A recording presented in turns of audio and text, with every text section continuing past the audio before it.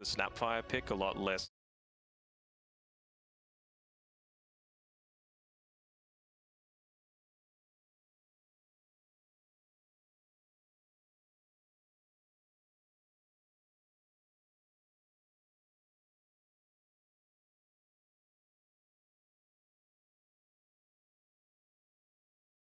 We were talking about it before. This does feel a little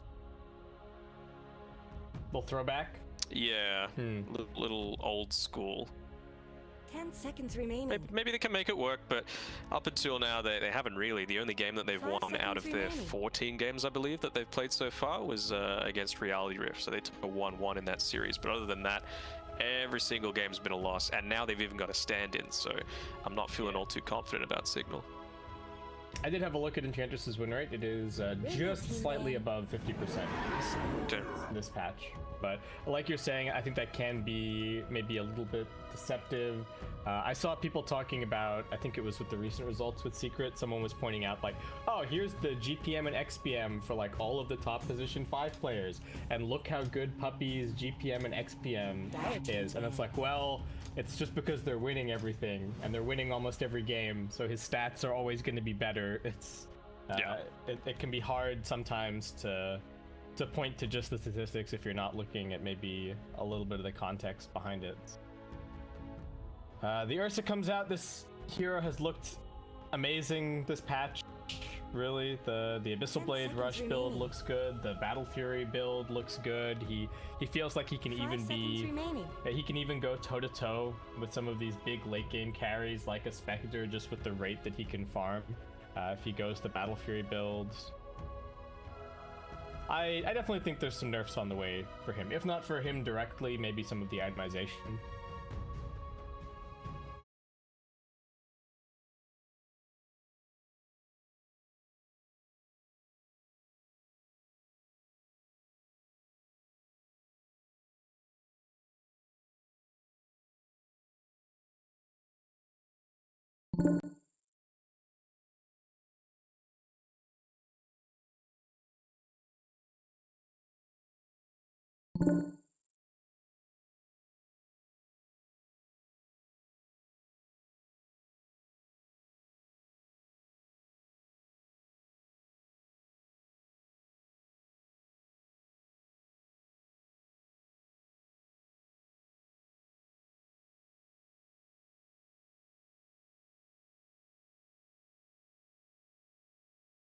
And control the game.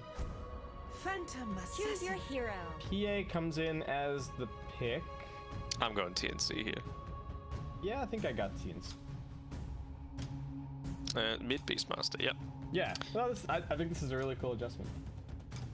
I think you still need to be mindful of your boar, of course. It gives a ton of experience. So oh, actually, they're running mid Tusk, or is Van switching up from his position 3 role to allow his stand?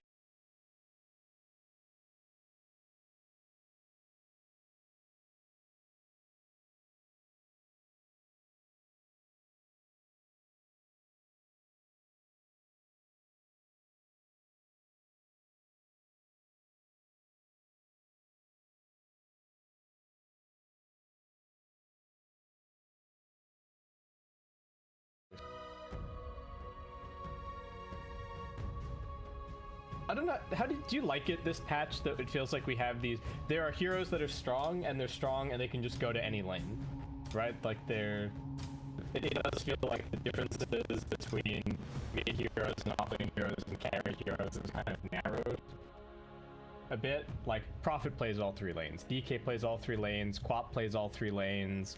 It seems like now we're going to start getting Beastmaster maybe in all 3 lanes. Like, the strong heroes are just the strong heroes, and they do what they do almost no matter what. Yeah.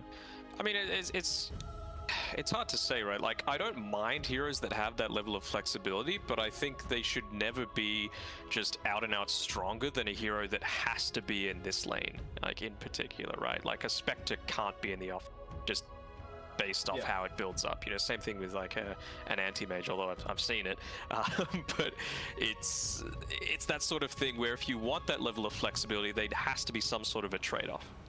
Yeah. It's to me, it almost goes along with, I think it was it Grant's complaint? He was like, this patch is just a bunch of offlane heroes. And yeah. I don't know, I've been thinking about that a lot, and it does feel kind of accurate. But anyway, let's get ourselves into our first game. Prepare for battle. Lay up. Nice. All right. Let's see if we have anything interesting going on item-wise. Not really. The dusk is always ready. Wait, so wait, are they sending? Oh, they're sending Tide Hunter mid. Are you okay? Sending Aris on the Tide. Sure. Okay, sure. So they grabbed the position 4 players, so their 4 is now playing mid. All right. I mean, I guess Tide Hunter's gonna do okay in the lane against the Beastmaster. You know, he's got damage block and AoE physical damage, so that seems okay. But I also don't think he's gonna super pressure the Beastmaster's farm, and I think the Beastmaster's just gonna get his 2 items and just run around and do his thing, take all your towers, and Tide's gonna press 1 Ravage and be Tide. Well, you never know, right? Like if you get enough points in Anchor Smash and you go that full damage build, you can do a lot of work. I mean, when you think about it, it's 3 melee cores that they have right now on TNC. So if Tide's able to get in there, he can nullify a lot of that damage. Yeah, that's true. I guess he can do a lot. And you've got some potential minus armor synergy later on with the PA. Maybe you get an Ags on your Tide Hunter. I love Tide Ags. It's probably one of my favorite Ags in the entire game. Get some AoE gush going. Could be good. Okay, so not a blocking ward here for Signal, just going to keep an eye on things up at top. I do have a very good pressure lane here. Tusk plus the Quap. Can't imagine that this is going to be particularly fun for Gabby. Just have to see how the Ursa copes. I imagine March probably trying to give him a lot of the experience just by himself, so that he can kind of hit level 5, level 6. Feel a little bit safer, maybe just go and start jungling up a little bit with the Earth Shock. And then March can kind of soak the lane later on, because I don't know if they really have a whole lot of kill threat here, right? Like, even if Phoenix gets level 3 or level 4, I don't feel like that's substantially different to him having level 2. Okay? Yeah. I mean, another thing with the Ursa, I know it's like very small things, it's probably not enough to push him out of the meta, but even just his base regen is reasonably strong, right? 3.2. Despite, you know, he's not standing under a tower, he doesn't have any mangoes, he doesn't have any ring of regen or anything like that. So similar to sort of like the Tusk and the Nyx Assassin, you can just, not that you want to roam, but you can just stay out on the map a lot longer than a lot of these other heroes that might have 1 less HP per second. It adds up after the time goes on. Yeah, and then you get a Jelly or a Battle Fury, and you just never ever have to go back to base for the rest of the game, and you can just stay out farming the entire time. You can already see the Battle Fury is peeking through on his quick buy. He's got it all planned out. Yeah. Got the movement speed, he's got the power treads, which is fine. You know, he just wants to be able to maximize that Earthshock efficiency. I mean, that's another one of the big changes, right? We were talking about, remember when Ursa had to go Blink, BKB, and then into a Basher? But he also went phase boots, right? Just to enable him to get around in these team fights, because otherwise you just got locked in to the one position after you use that initial blink. But now with Earthshock, you're not really having that same concern. Yeah, Earthshock and good base movement speed as well. And what I think, what was the other thing? A lot of agility heroes lost a lot of move speed. Yes. And some melee heroes got nerfed across the board, but it feels like Ursa is one of those heroes that has managed to maintain a little bit of base movement speed and a bit of mobility creep coming in with the Earthshock. Well, he never really built into any agi anyway, right? So it's not like you noticed it as much as something like a PL or a Juggernaut or things of that nature. Everyone else got slower, and Ursa kind of stayed the same speed. It by far the most painful was Morphling, right? Morphling felt so slow, and I think people maybe have gotten used to it a little bit more. He felt so slow at the beginning of the patch after they made. You're trickling around the map instead. So we've said like nerf wish list. Do you have a buff wish list? Do you have some heroes that you want to go back to playing some more that you just don't feel are viable currently? Pudge buffs? People want pudge buffs. Get it out. My boy Jenkins wants some pudge buffs. Well, Jenkins can go back to YouTube for all I can. I don't want to see pudge. A bit more Zeus would be nice. See Zeus in a little bit. I wonder if Zeus could get the boring passive treatment, where they they roll a few abilities into one and then give him some new active ability. I could see that happening. Does seem to be a bit of a trend in general. I feel like Bounty Hunter's pretty interesting. I want to see a little bit of buffs for him. Undying, I always like. Bit of Undying. Sven, I want to see Sven come back. Okay. We're remaking. Do Signal have their player? I don't know. I don't know either. Anyway, I'll put it on a little later. Let's go. We'll go standby screen for a second, guys, and we'll be back with our AP remake and just clear. I'm fine with waiting and all, but let's go! 30 seconds to battle.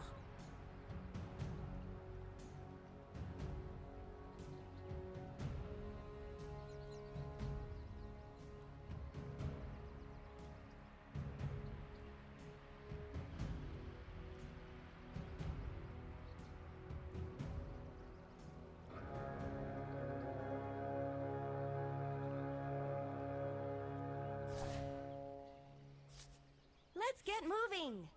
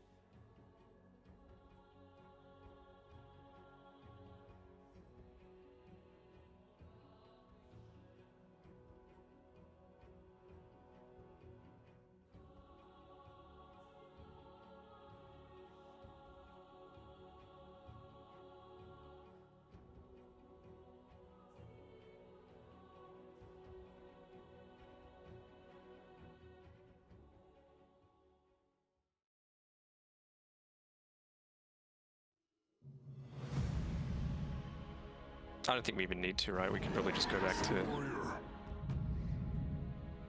between draft and in-game, right? Yeah. Like once all the heroes are picked, I mean. Yeah. Beastmaster. Quick.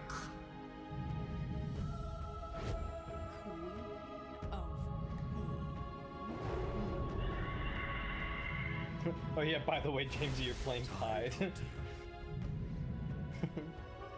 Enchantress.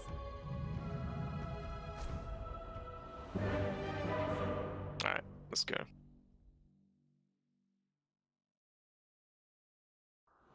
Alright guys, we're back with the All Pick remake. Jamesy's here. So it does mean that we're gonna have both rosters at full power.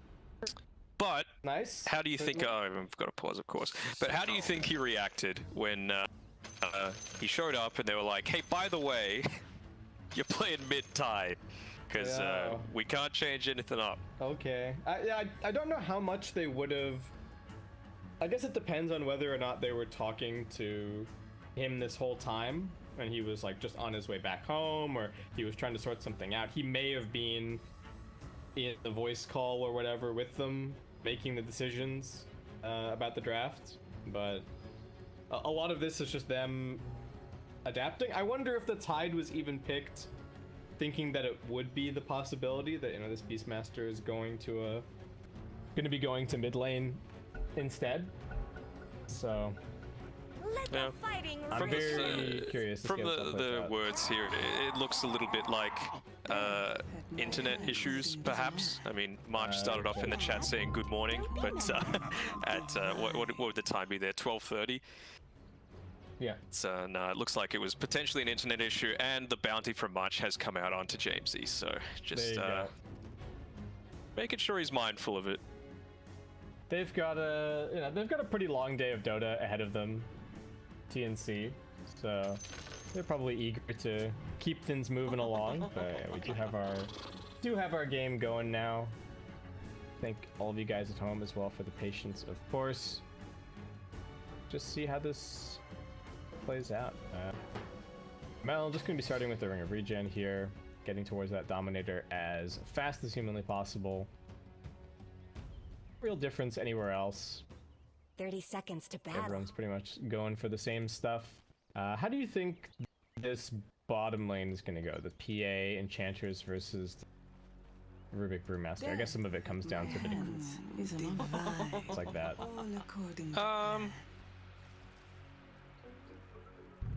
I think it really depends on A, luck, and B, what creeps actually spawn, right? Like if you Yeah. could get a Harpy Stormcrafter, then well, you're screwed. Oh. Take some shots here. Grimm's hasn't skilled anything up just yet. We do have the Cinder Brew and the Fade Ball coming out. Decent damage there being done to Signal, but Bot should be able to heal back up. Tim's gonna go and snag this bounty nice and fast, so that does end up being 3 actually for Signal and only the 1 for... A little bit confusing, considering we were talking about in the pregame that a bot is part of the Tim's guild. So yeah. And there's very few players in Signal that are actually in a guild, and then KP is repping the OPA, Oceanic Players Association. So. Uh-oh. Need to pause the game. Ultra fails to... Didn't they have the same picks? What? Bot, Eris... Oh, is that the issue? I mean... Alright, proceed. Alright. Let's get on with it. Alright, we back. Hopefully no more pauses. Yeah. No internet, no memery. Unless it's Tiny It's Alex. Tiny, then- yeah. Bring back Tiny again. That's what we're all about. I do kind of want to watch this mid lane for a little bit, just to see how it goes. It is a little boring. It's a double melee mid. They both CS pretty well. The Anchor Smash, of course, is going to be annoying. I don't even think Armel is really here for the lane so much as just wanting to get a bunch of experience and farm and then go do Beastmaster things later on. Oh, it gets to the last hit and the deny. That's the attack speed for you. The attack speed and an amazing animation too. This is being harassed a little bit. He's leveled up the impetus now, so just able to chunk down Tim's. You don't want to be casting it all too much because it's 65 mana per cast, and have too much at level 1. Damage being done to Gabby. I do like the Tim's build this game on the Rubik, just stocking up on a ton of regen, and really, you know, no Bassi or anything like that. It's like just going to be going for the arcane boots relatively quickly. There was a lot of harassment here, right, with the constant daggers, impetus shots and whatnot. Yeah, we're seeing a bunch of body blocks coming through as well. Oh, tried to go for the courier there on the Tusk, but he's pushed back by March, popping the fire spirits as well. Now that he's got the headdress, they're able to stay in lane a lot more easily. You can see with the Tango popped as well as the headdress regen, 12.5 for this Ursa, so he's pretty happy. Have these two camps just been body blocked this whole time? The small camp and the big camp at top? Yeah. That's life. Got a Kobold Foreman just going in on Tim's. And no help is forthcoming from KP. He's just hitting some creeps over at the camp, so... Chase him down. Use the Kobold. Kobold power. That plus Enchantress is already really fast movement speed to start is pretty OP, right? He was sitting at, I think, 358. 2. So KP just does a little ring around the rosy and comes back to the lane, still getting chased the entire time. Wave is pushing pretty heavily towards the Dire Tower, and they don't really... Oh no. Grimm's not near your creep. The hill troll, he's trapped. Save him. Save him. At least heal yourself. Please heal yourself. No. Oh man, I had that happen to me with a Dominator creep in the middle of a stack. I was just like, oh man, he's just getting gone on. A little bit of a turnaround. He does have the Fade Bolt. Kate's coming in. This is good burn damage off of the Cinder Brew. Is a bot just dead? KP keeping it going. There's no blur, so easy first blood. Tim's surviving there. One more impetus shot, but not enough to kill him. Only the level 1.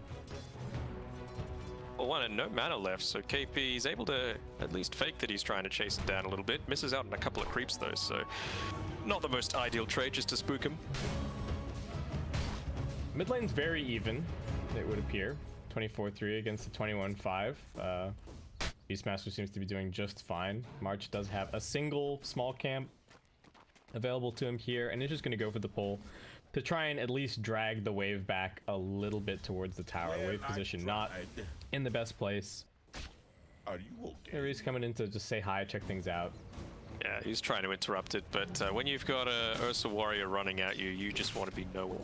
James is pretty low at mid. Armel putting the pressure on him, summons up another board, just going to keep auto-attacking him under the tower. These hits are not doing a whole lot of damage, and that Anchor Smash pretty much removes everything that Armel was doing. Gonna salve up, body blocking himself a little bit with the boars, so does end up having that salve cancelled. The Fairy Fire being delivered by the courier as well, I think saved him, and maybe the Enchanted Mango regen 0.6, but it was a close one, that's for sure. Once again, Signal gonna get the better of the bounties here as they grab themselves 3 at 5 minutes, so I think that's a big part of where this net worth lead is coming from currently. Other than that, the lanes are pretty even across the board. Everyone hovering around between 20 and 30 CS on all the cores. Tim's getting gone on here. Does have the Fable available. Needs to make sure that he gets it out. Here's the lift. That's going to prevent a little bit more damage. He is still getting vision off of this range creep. Grimm's going to chase, finish off the kill. KP trying to finish off a bot, but there is a dagger. Blinks away, going to pop the salve. KP still chasing. A bot really just trying to hold on to the salve as long as he can. And actually, now the Golem is about to expire. 1 second. So Grimms, if he's got the micro right away, could maybe get this kill. Here comes the 2 hurl boulders, but KP a little bit too tanky to be able to walk it. Not quite, yeah. I mean, the equilibrium up on this top side of the map is really pretty in favor of Signal, it has to be said. Right now, of all the cores, Gabby's sitting in last place, and I think that's a part of the fact from the great body blocks that Eris has been able to do, but also a bit of luck going their way. The one time he didn't block it, it was that crappy troll camp where, sorry, the kobold camp, where essentially the entire thing can barely kill 1 range creep. Yeah, pretty tough.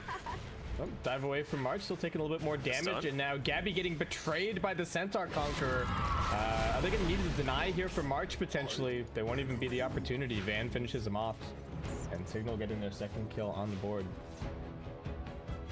Dire's middle tower isn't A going bot, to last long. danger at bottom, lifted back, nothing to blink to currently. He's alive, but very low. Is there any help forthcoming? Is Grimm's gonna TP out with a salve for him? All right. Some tangos reaching as well. Be okay. Cool. Self a Centaur Conqueror and is just jungling off to the side here while Tide deals with the lane. Towards the Vlad's first. Tim's claritying up a little bit, and Armel on the rotation, making his way bottom Is he going to be scouted out by this Radiant Observer? He's taking the long way around, and they are chasing after Tim's a little bit. As that dagger flies, Armel gets revealed. Who are they going to go for? Bot's the target that they want. They're going to pop the Primal Split as well. Centaur lockdown following up. KP micros the Storm Panda over, gets the Cyclone on the Enchanter, so it looks like Grims could also just be dead here. Very good damage coming through, and no untouchable just yet. Yep. Nice rotation. Combos together, that's really what you want to get out of your first brew split. And yeah, I mean, Armel now is essentially acting as this offlaner now, right? For TNC, he's moved down to the bottom side, he's leveled up his boar, he's got the inner beast aura, and they're able to just take this tower relatively easily. Yeah, and this is what Beastmaster does best. You just get these aura items, and well, he loses his centaur, a little bit of a miss micro. But you get your aura items and you just walk from lane to lane. They're trying to find Gabby in the trees up here. He was abandoned by the Phoenix, who went to go and soak experience at mid, but Gabby does find the TP out, makes his way over to mid. Radiant's bottom tower has fallen. Okay. Reaches his level 6 as well, so even if he does get dived, he's got that little bit of extra sustain. And status resistance, always really helpful. So it does seem like TNC just gonna trade away this top tower pretty much completely. Signal with the 4-man rotation up here. Probably send, well, I guess send their Queen of Pain down bottom. Have to go and hold on to bottom tower for a little bit, but Armel's already moving into position to put some pressure on the tier 2. They're beating on Dire's top tower. I'm liking the fact that with Armel, as soon as they had that availability, they obviously want to create pressure, make sure someone TP'd down to defend this tier 2 tower. And in the meantime, he took one of the Ancients, grabbing some extra neutral. Look at Jamesy here. He's a little low on mana. He's got the Soul Ring, but will it be enough? They're looking at him, but now the TPs are coming mid. Just making sure that he's in position to help out. Once again, just kind of going wherever there's a little bit of available experience. Really needs to get that level 6 up. Quick smart. Grims doing a little bit of offensive jungling over on the Dire side. And I think the big question for me is, you know, when does this Tidehunter kind of come online? For now, he's only in a position to just towers or park himself in front of one of his own towers. He doesn't have boots. There's a roar coming out. Trouble for this Tusk. Gets the snowball. Tim's just waiting for him to Yapzor this kill. Zaps it up. Grims wanted the outpost, but not gonna get it. So that is no experience for Signal at the 10-minute mark. TNC taking a little bit of control here. How many of the bounties do they get this time? Still 2 going the way of Signal so far, and the ones on the top side probably going to be grabbed by them as well. Yeah, they're both still just sitting here for now. Maybe Jamesy, once he gets these boots delivered, they'll go and check it out. It's got the Faded Brooch as well. Moving a little bit more quickly, but the big question is the Tide and the Beastmaster both have a very similar level of net worth, but in terms of the impact that they've had so far, can't look past this Beastmaster. Armel already making a few rotations, bringing down a tower, finding a couple of kills, really just putting on a lot of pressure, and Jamesy just sort of chilling here. Probably a similar style of build to your standard. Oh man, he's barely hitting at all with that. Imagine that, the Fade Bolt and the Anchor Smash, and Jamesy was barely right-clicking for anything. The Anchor Smash is one of these abilities that's become worse for the Rubik over time. A bot getting gone on the top here. Just drop the Supernova right on top of him, and very easy pickup for TNC there. Value usage as well. Far up. The effect of having these nice wards coming through as well from TNC, they know that there's no backup coming for him, and just make that easy rotation and commit something like a Supernova. Big dive onto Tim, gets the lift up. Van taking a lot of damage off the tower. Tim's not dead just yet. We need one more touch to finish the kill. No TP's coming, but they do have Armel moving into position with a roar at the ready. Blink coming off cooldown in 1 second's time. Looking for the TP out in between the tier 1 and the tier 2.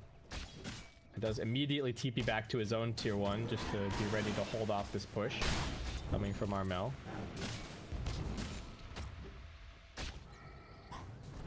Oh, and a regen top. That'll be really handy if you're able to pick it up on Van here, if you can see it. Radiant's middle tower shouldn't have to take this abuse. Is he gonna check it out? Ooh, I think he's just about to get vision maybe from this camp. No, he's farming it in a safe position. Not gonna find it. TNC just making a march down towards bottom, and they're just going for a bot again. And he TP'd down here, so no way to TP out. Really needs a blink from his team, perhaps. Grims is dead, Tims and Gabby, but at least the Phantom Assassin survives. It's going back to base. Like, oh man, that. And now Jamesy comes over and spots it. Well, he was spam pinging it out, Jamesy. Oh, was he? Yeah, he was giving him the happy face, but it didn't seem like the Quap wanted anything about it. Well, okay, so bot's just going for straight Deso this game, and in general, seems like Signal just content to kind of hold, keep farming, get their items up. TNC really are the ones controlling the tempo. And they do come and threaten this bottom tier 2 a little bit, but still might be kind of early for them to make that kind of a play. Though they do have the Necro 1 on our Mel now. Van, you don't want to walk too close to this hill. Lane is safe. Aura Dodo. We've got a headdress, we've got a Helm of the Dominator, we've got the Necro units, we've got a drums, we've got Inner Beast Aura. Tims has Enchant stolen. So, can get a creep of his own. He's getting gone on again over at mid. His Mud Golem is helping him out a little bit. Steals the dagger. March coming through. Does have the Supernova available. Ravage getting popped just on the 2 supports. The Supernova does come out. Can this actually work? Van and Jamesy, they can't get any auto attacks down, so they're forced to just blink away. Van ends up ticking out to the stolen dagger. Oh no, Signal. This is 2 cores rotating, and you're only going to get the position 4. That maxed out Fire Spirit just destroying them there. And the Sunray as well, you know, a lot of Phoenixes opting to go for 2 points into the Icarus dive, but wanting that little bit of extra versatility. They're probably going to catch out Grims here as well. Yeah, he's looking pretty dead. And, well, Enchantress just not having a whole lot of fun. Got picked this game to try and counter the Beastmaster. Beastmaster just went mid. Kind of laughed at that idea, and... Oh, again, they're just running at Tims here. I get another level 3 dagger out onto this Quap, trying to lift him back into the tower. This is quite a lot of damage on Van. Is Tims even gonna die? He's trying to salve in between ticks. He's actually getting a decent amount of HP. He's good. Oh, no. Got the salve, he's standing under that tier 2 tower, so an extra 3 HP regen. He was totally fine. Yeah, and the trusty shovel health really coming in handy there. And TNC with that just head straight on into the Roshan pit. It looks like this time around they might... they're gonna do okay on the bounties. Nothing amazing. Aris is trying to grab this other one. This is gonna be 2 for Signal, but that is now a Necro 2 on the Beastmaster, and we got an Aegis on the Ursa. And he's got his broadsword coming out to him, so only the Perseverance remaining until he's got that Battle Fury. Pretty quick climbing. Yeah, and that's where his farm is just going to explode. And again, we come back to this question of what is the Tide actually doing in this game, right? He's getting gone on a mid here. Kraken Shell can help him out a little bit, but the lift is sending him back towards the Supernova. They're going to pop the split as well. They really want this Tide Hunter dead. He is healing a lot with the Anchor Smash. The Roar gets dispelled off immediately, but he still dies. Yeah, I mean, you have to think, what kind of a difference would that have been if they even had one more hero there, you know, to disrupt that in a little way. Maybe just with the Ice Shards to give him a bit of blocking, or the Snowball for the extra couple of seconds of save. It's not wanting to commit all too much to it, and when he respawns, he will have the Ravage up and available, so maybe that's the team fight that they want to take on Signal. He did have this, he had the Blink queued up for a while, but now he's opted to just go for the Medallion. So I guess hoping to get some of these pops with the 3-point Gush, the Medallion, now the Deso. Also picked up on the PA. Does take out this bottom tier 1 tower. TNC just kind of taking control of the enemy triangle for a second. Tusk with an invis, lurking around the sentry ward. Maybe hoping for a little bit of a catch onto Tims. Once again, the target. Gonna get punched out this time around, only gets the 1 dagger out. So they finally catch out the Rubik in a position where they want it, you know, without having to fully commit and then dying in return. Definitely Signal able to start getting a bit of a push going here. Now that they've got the Ravage ready, they've got the Deso, able to sort of roll up on this tower. Primal Split still on cooldown for 55 seconds. TNC really doubt that they're looking to take a fight. The Supernova also on cooldown for March. Roar is up and available again for Armel. He is farming right on top of an Observer Ward. So they're kind of driving him out, and could they even find him? Pop the Ravage here. Back into his base. Armel with the roar, just gonna get that little bit of extra move speed, try and get those creeps out as well. He does get shard blocked on the hill, but that is a bit too far to dive, I think, if you are at this stage. I think so, but I think it's even worth popping the Ravage for that, right? Like, you made a 5-man rotation. That was the goal. Armel is leading on net worth at that point, and you needed that extra couple of seconds to catch up and actually finish off the kill. I think the scary thing if you pop the Ravage there, though, is that Beastmaster respawns after the Ravage, and then they just go and take, like, 2 tier 2s. Because you don't have Ravage up.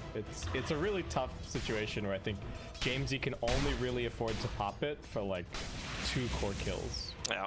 Kind of thing. But that's the thing, right? They don't have that same restriction on TNC's side, you know? A much lower cooldown with the Primal Roar, and, you know, you just have so much more versatility with the rest of your toolkit. And this big army on the bottom side as well. Luckily, they do have the glyph, and they're probably going to be forced to pop it because, well, maybe not. There we go. Tower's melting. And glyph getting popped just to keep this one creep alive and defend their top tier 2 at the same time. TNC, could they just consider... Oh, they're not going to consider forcing the high ground. They are just going to make a quick line over towards mid lane. Maybe look towards the tier 2 there. No, actually, KP's clearing one wave. They've got the Necro 3 off cooldown in 5 seconds time, and... Alright, the Tide, the first one to TP in. Jamesy is the wall that they're going to put in front of their tier 3. Try and defend it.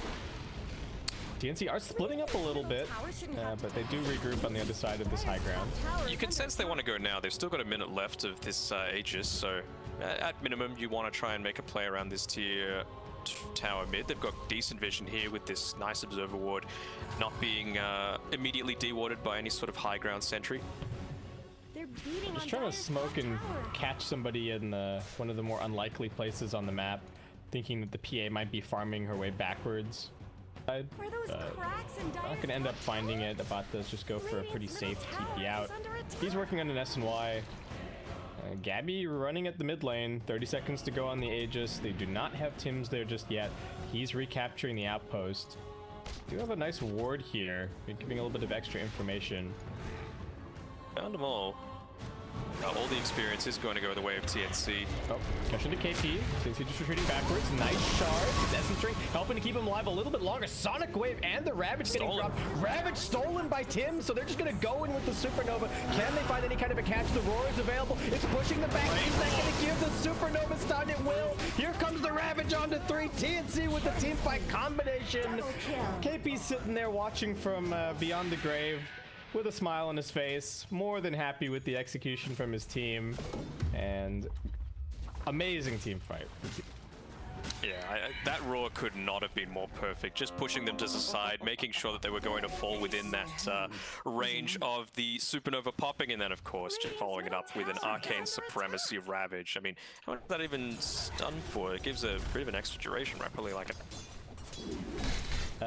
yes, that's what, an extra 32%. Radiant's middle tower has fallen.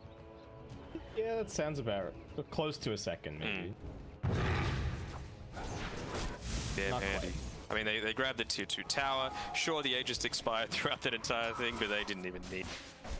And again, similar to how it's gone previously, you can just go into this greedier build slightly on the Ursa. You know, we mentioned agility not being the main thing he builds up with items, but go that level 15 talent, although he's in a bit of trouble. He's getting got on, but he's got the Enrage, so doing okay. Now KP coming in, he's got that split that he wanted to use. Didn't get to participate in the last team fight. They know that the Ravage is still on cooldown for now, and this is the problem that we were talking about with the Tidehunter. You just have to be so careful about how you choose to use your big cooldown, and even once he gets the Ravage back up, it just means that the Rubik's gonna have enough Ravage, though. As I say that, Tim's going for the lift onto Grims, and say goodbye to your Ravage, friends. Well, top tower deserves I'm not even gonna say worth it. No, I think he should have just played defensively, right? He could have had a Blink Ravage in like 30 seconds time. And that would have been very nasty if your signal. But still, the fact that TNC have been able to take over the enemy triangle for as long as they have, a big worry for the signal side. That does mean that they're really getting out farmed currently, not getting a whole lot out of the map. And they do come together as 4 to try and take this area back, but it's already been farmed out, and TNC say, look, you can have it. There's no creeps here. Is up into his level 15 on this PA. Go on the cleave instead of the lifesteal, so just wanting to keep these waves pushed out as long as possible. Try and delay it a little bit longer. Maybe Solar Crest up on Jamesy. Dean as well, very, very close to him. Yeah, they do have the Vlads on the Tide, so not as necessary for him potentially this game. And he's immediately queuing up the Satanic after this. The Shadow Blade for the Beastmaster, gonna be going for the Silver Edge after that. It does look like a pretty good Silver Edge game, right? You can get the break on the Tide and then actually stun him. PA. Jinx. You owe me a monster. No way, it's all mine. Untouchable as well. Yeah, true. What do you reckon about Untouchable being moved to an... It's how it used to be. It's... They're beating on Dire's Wow, tower. It is a bit weird. I feel like a lot of this hero's strength in the laning stage was... I think the reason that they did it was the Enchantress just seemed... When Enchantress was strong, it just seems so dumb in lane to be able to get, like... Found a bot. Yeah. And he is very dead. But yeah, I think they just did it to make it so that Enchantress wasn't so dumb in lane anymore. And now the consequence is that we now have kind of current Enchantress. I don't know if it quite feels like an ultimate to me. It doesn't feel ultimate. Yeah. It's not like exciting at all. I'm like, oh boy, I've got my second point in Untouchable now. Like. That's the big thing that I love about Dota. You know, it's that in other MOBAs, you have ultimates, but they don't feel ultimate, right? Like, Tidehunter Ravage feels like an ultimate, like, game-changing ability. Black Hole is an Primal Split is an ultimate. Other ones are like, oh, you do a little bit of extra damage for a little... Yeah. No. Yeah, how many passive ultis do we have? I guess Ricky?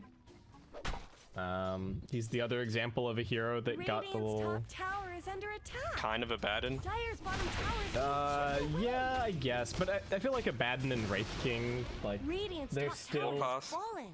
Yeah, oh yeah, Warpath, that's true. Worthy tribute. People sleep on Warpath a little bit, I think.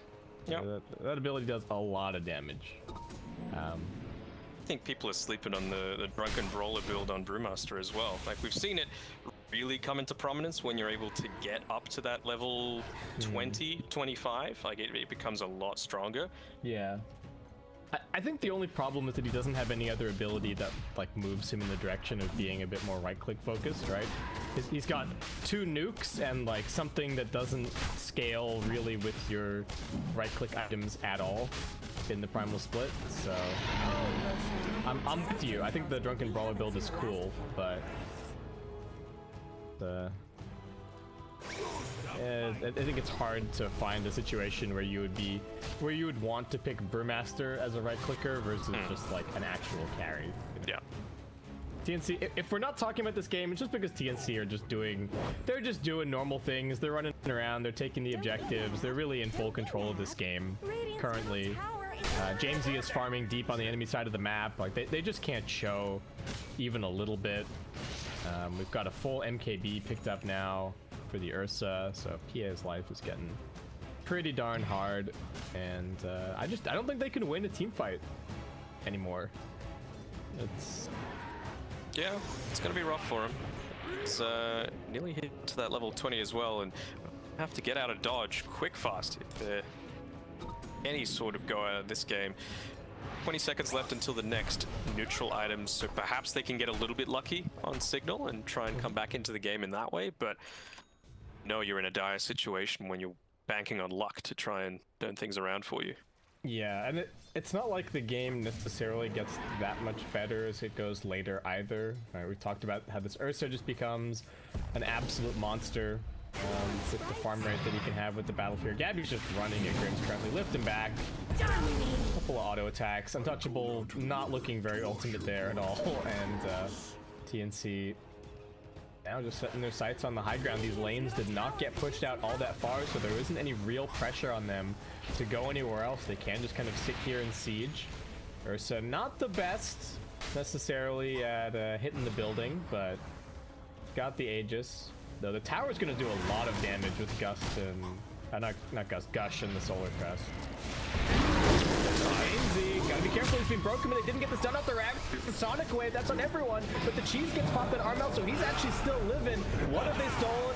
It's actually just a Scream of Pain. They bring down one, they bring down two, that's the 2 cores dead. That was the whole team fight from Signal, and it just didn't kill anybody.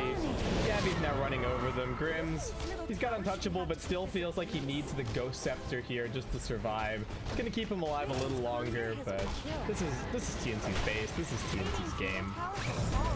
Zan's still trying to hold them back, fight their buyback coming through, and TNC, they're just camping out the TP location, waiting for him to make his way in. Lift onto the Quap, that's the end of her. Jamesy walks forward, trying to man fight Gabby underneath his tier 4 towers. Guess who's winning that man fight? And TNC, they clean up the racks. Gabby's maybe is even gonna lose the Aegis here. Hello? No, no need. Guess not. Hop out of the base quickly. Hop out, hop back in. KP, he's going to take up the tower this time around, realizing Gabby needs that little bit extra. Does some nice little tread swapping here. Needs to move a bit closer. Yeah, that's not very ill, but it's just on the very edge. All right, Aegis getting claimed. Roll forward onto KP. We do have a snowball stolen from the Rubik, so might be able to help out Gabby with that. He jumps forward. He's actually just going to turn around with the Enrage and kill off the PA. No help coming from Signal. TNC, no need to leave. Tier 3 tower just about to fall. Tusk waiting for his cooldowns. Does have another snowball, but even if he goes in, where's the damage going to come from? Grims has only got the 1 point in the impetus. Jamesy just getting run at. They get the break onto him, so the roar stun does connect for the full duration. And now with 5 heroes dead, Signal will finally be forced to call it. Okay. That is a GG, and yeah, kind of what we were expecting, right? Just based off the draft, based off the fact that they had that little bit of a snafu where they had one player during the drafting stage and then forced the Tide Hunter mid afterwards. But as well, it kind of follows, I'm going to call it the script, but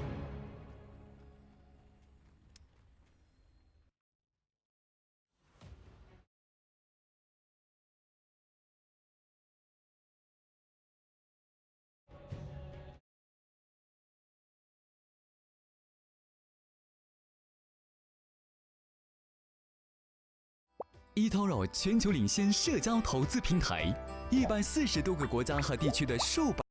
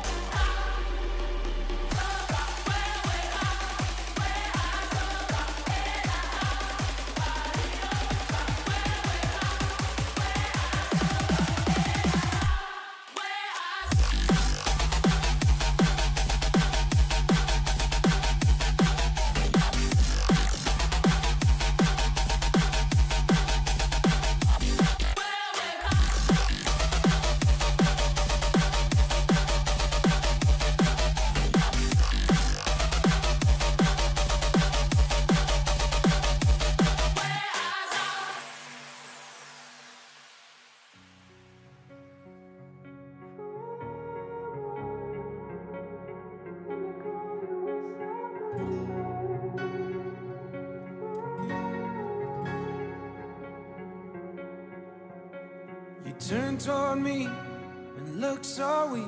I've never seen you with such tired eyes.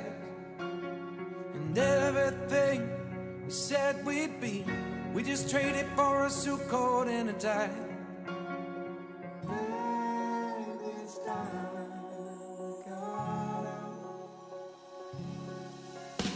And underneath the rows of trees, I will see you where the ocean meets the sky.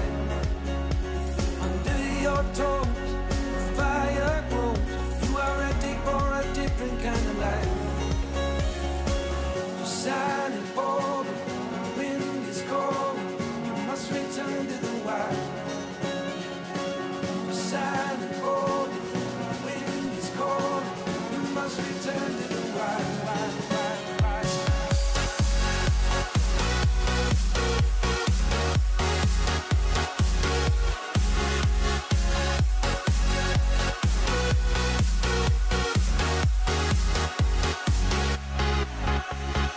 Follow me down, there's no one around.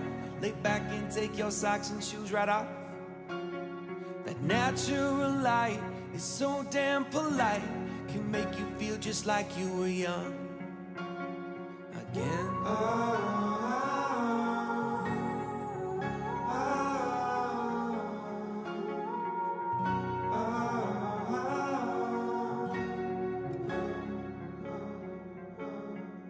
Standing underneath the rows of trees, I can see where the ocean meets the sky. Under our clothes, a fire grows. We are ready for this life of running wild. We're running wild. Underneath the rows of trees, I will see you where the ocean meets the sky. Under your toes, the fire grows. You are ready for a different kind of life. Shining bold, the wind is cold. You must return to the wild. Shining bold, the wind is cold. You must return to the wild.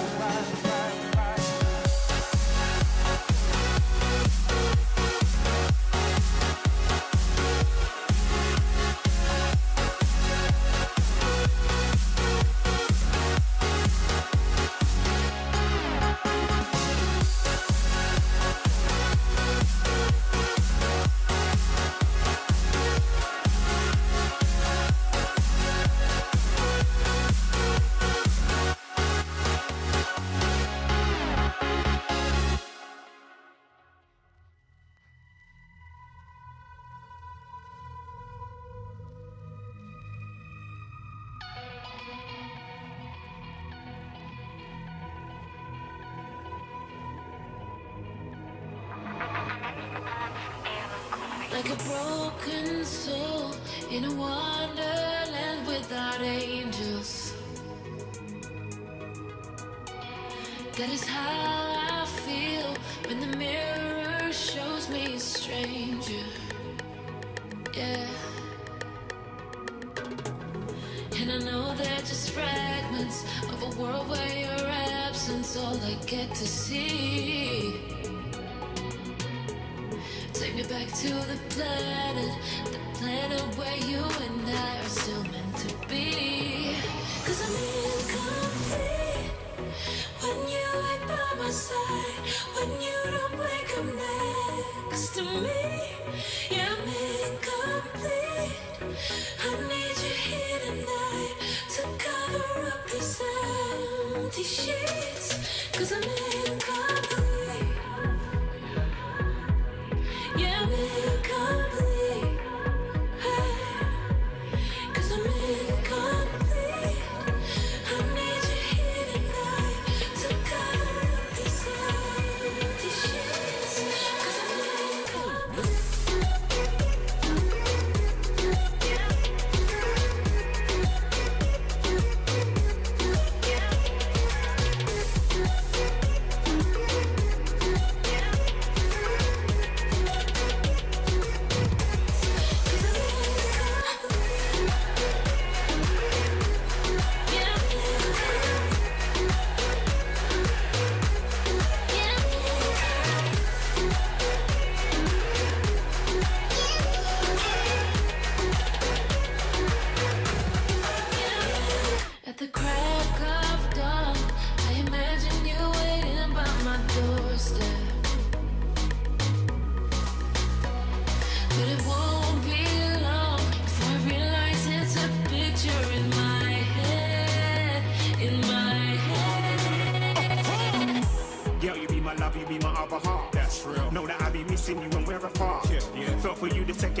recognizing you. I believe it was fate, meeting you was written in the stars. Yeah, real. Girl, you be my one, you be my own. Trust. Promise that I'll never leave you alone. Never. Said you be my lover and my homie. So I'ma keep it real with you always. Said I'ma be there whenever you need me. Anything you want, I'll get it. Call me GD. Knew you were the one when you said you would ride for a brother, no matter the weather, and you never leave me. Baby, let us fly away without no delay. So where the sun be shining, we can take it easy. Just me and you in some incredible scenery. Yeah. In the night, making love, I know you feel me. In the night, we making love, I know you feel me. Before I be without you, baby, it kills me. Yo, I've been looking for, I'm giving you the room, babe. Just say the word, and baby, by your side, I want it. I was feeling empty, like how you feel me.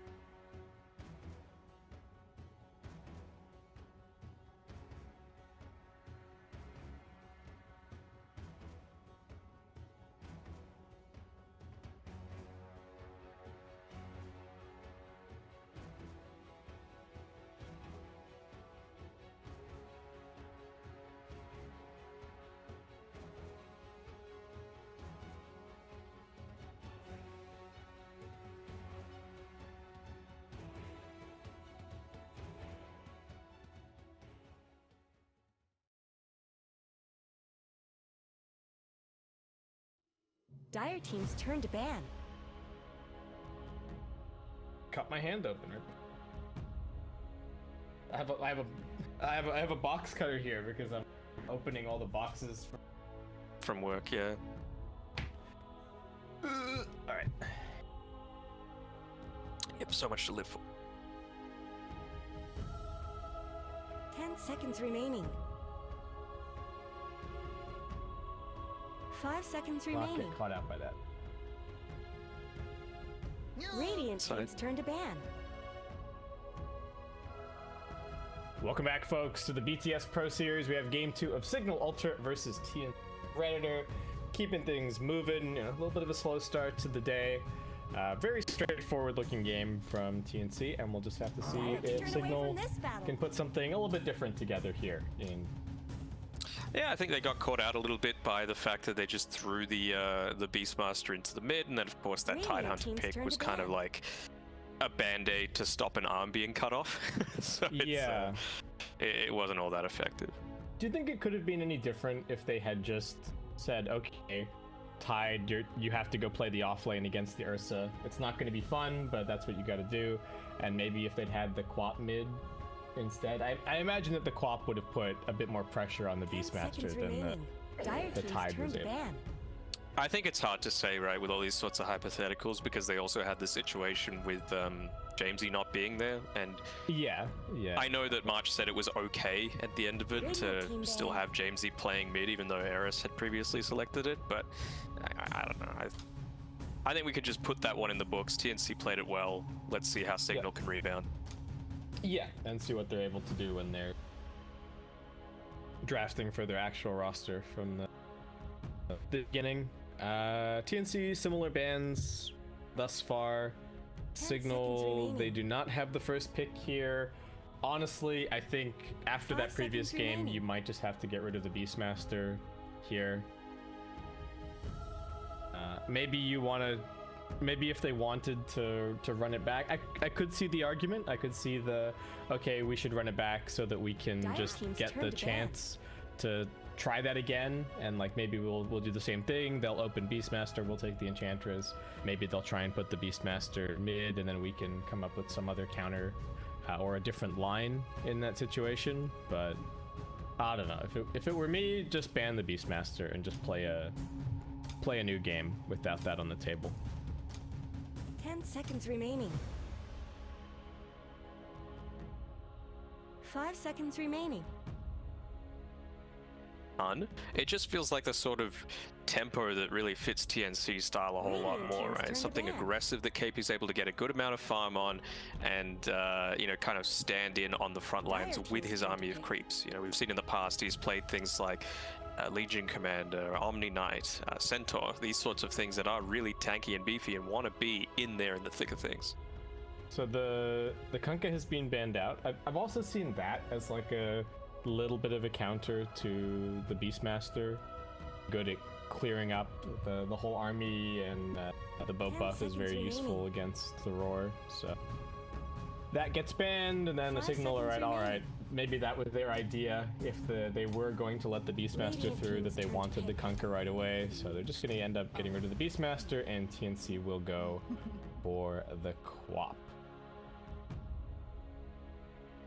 Yeah. It seems to just the hero seems to have been buffed to the point where it's just going to have a consistent impact kind of no matter what. It is maybe a little worrying that we're getting to the point where it's like just first pickable like this, but I think it also speaks to maybe some of the counters that you would traditionally go for just not really being very meta currently. Like port like a Lion is not a big thing at the moment. Like Lion and Shadow Shaman, these really long disabling ports. The Shaker is maybe the one that we do still see a little bit, but even when the Quap is, you know, trading your ult and then dying in fights, it feels like you're still having a pretty good impact. Yeah, and we've even seen the Quap win when he's been played in that position 4 role, and it feels kind of like the style of hero that Tim's enjoys playing too. You know, the high damage style. You're able to roam around a lot. You're able to get these. He's really on point with his reaction times. So if there's ever a situation where a bunch of people group up, it's just an easy blink, and then Sonic Wave does the same amount of damage if you're core versus, you know, still sitting around. Okay, so Signal, what else are they thinking? Do they want Nature's Prophet? Is that a hero that's in their wheelhouse? Dire team's turn to pick. Really taking their time, and they come back with the Oracle. Okay. Something a little different. I mean, I think we're just going to see a Rubik here. Plain and simple. Doesn't give anything away. Good against Earthshaker. Okay against Oracle. Unless they're really trying to flex the Quap, right? That's the... I guess, but it's enough flex, right? Just to be able to play it in 3 instead of 4. Yeah, that's true. Though I do think a support core flex is a little bit different from like a multi-lane core flex. But TNC, Enchantress is the grab. Okay. I mean, the Oracle is a pretty weak laning support, and the Shaker not necessarily amazing either. So if TNC's plan is to just dominate the lanes, then the Enchantress does kind of go along that line. 10 seconds remaining. Any other reason you can think of? I mean, what can a Shaker really do once you throw out that Fisher, right? It's not like he's got a great escape to start off. Enchant, the ability is Radiant team ban. ridiculously powerful for a low mana cost, especially early on, so it enables that chase potential. So maybe that's kind of what they're going for here. Yeah, I could see that. It's a basic dispel as well, so wanting to combat a bit against that, any sort of aggression that they might have going on, maybe telegraphing something that might be coming up 10 for seconds Signal. remaining. Centaur maybe. Yeah, I'm just wondering, 5 like, what do seconds they remaining. think is going? Is there something that is going to go along with the Oracle where the Enchantress is Radiant useful? Of team's course, the turn to pick. Dispel is still useful to, like, you know, you can dispel off some Purifying Flames, healing, or, you know, maybe there's like a Vessel charge or something that you're getting rid of, but, like, I don't know if that's enough reason to pick the Enchantress here. You could have just picked Shadow Demon if that was what you wanted to do. Yeah. Counter the 10 Oracle. seconds remaining. But I mean, maybe it's what we were thinking about when it was 5 the last seconds draft, remaining. right? Maybe they're just trying to enable a Dire hyper team's carry. turn to pick. I True. speak for the trees. Signal do go for the Nature's Prophet. I was wondering if that was gonna make it through.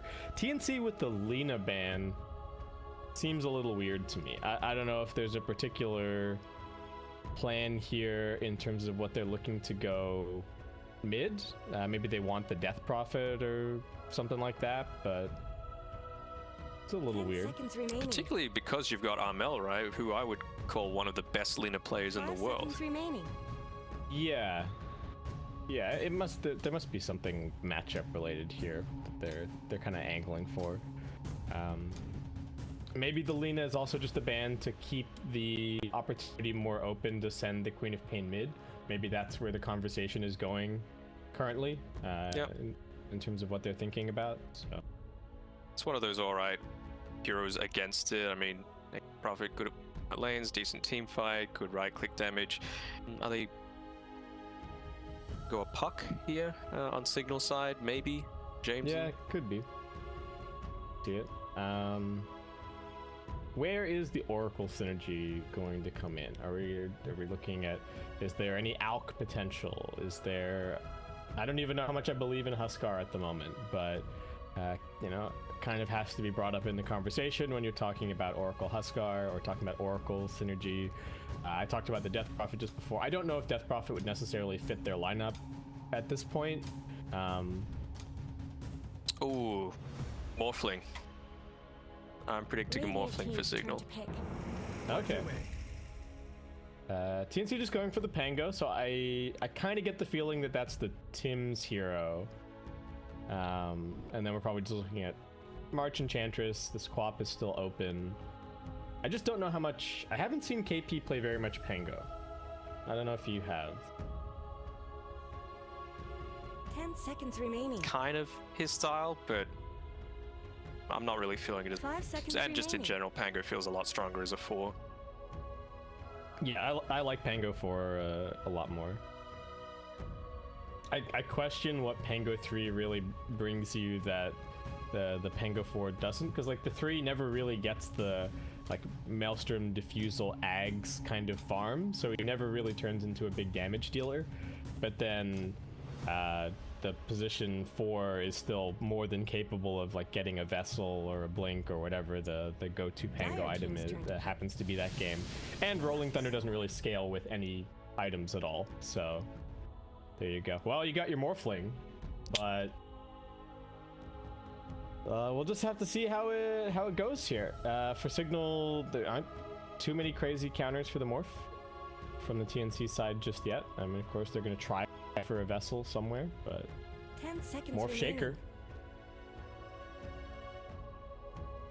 5 seconds remaining. Okay.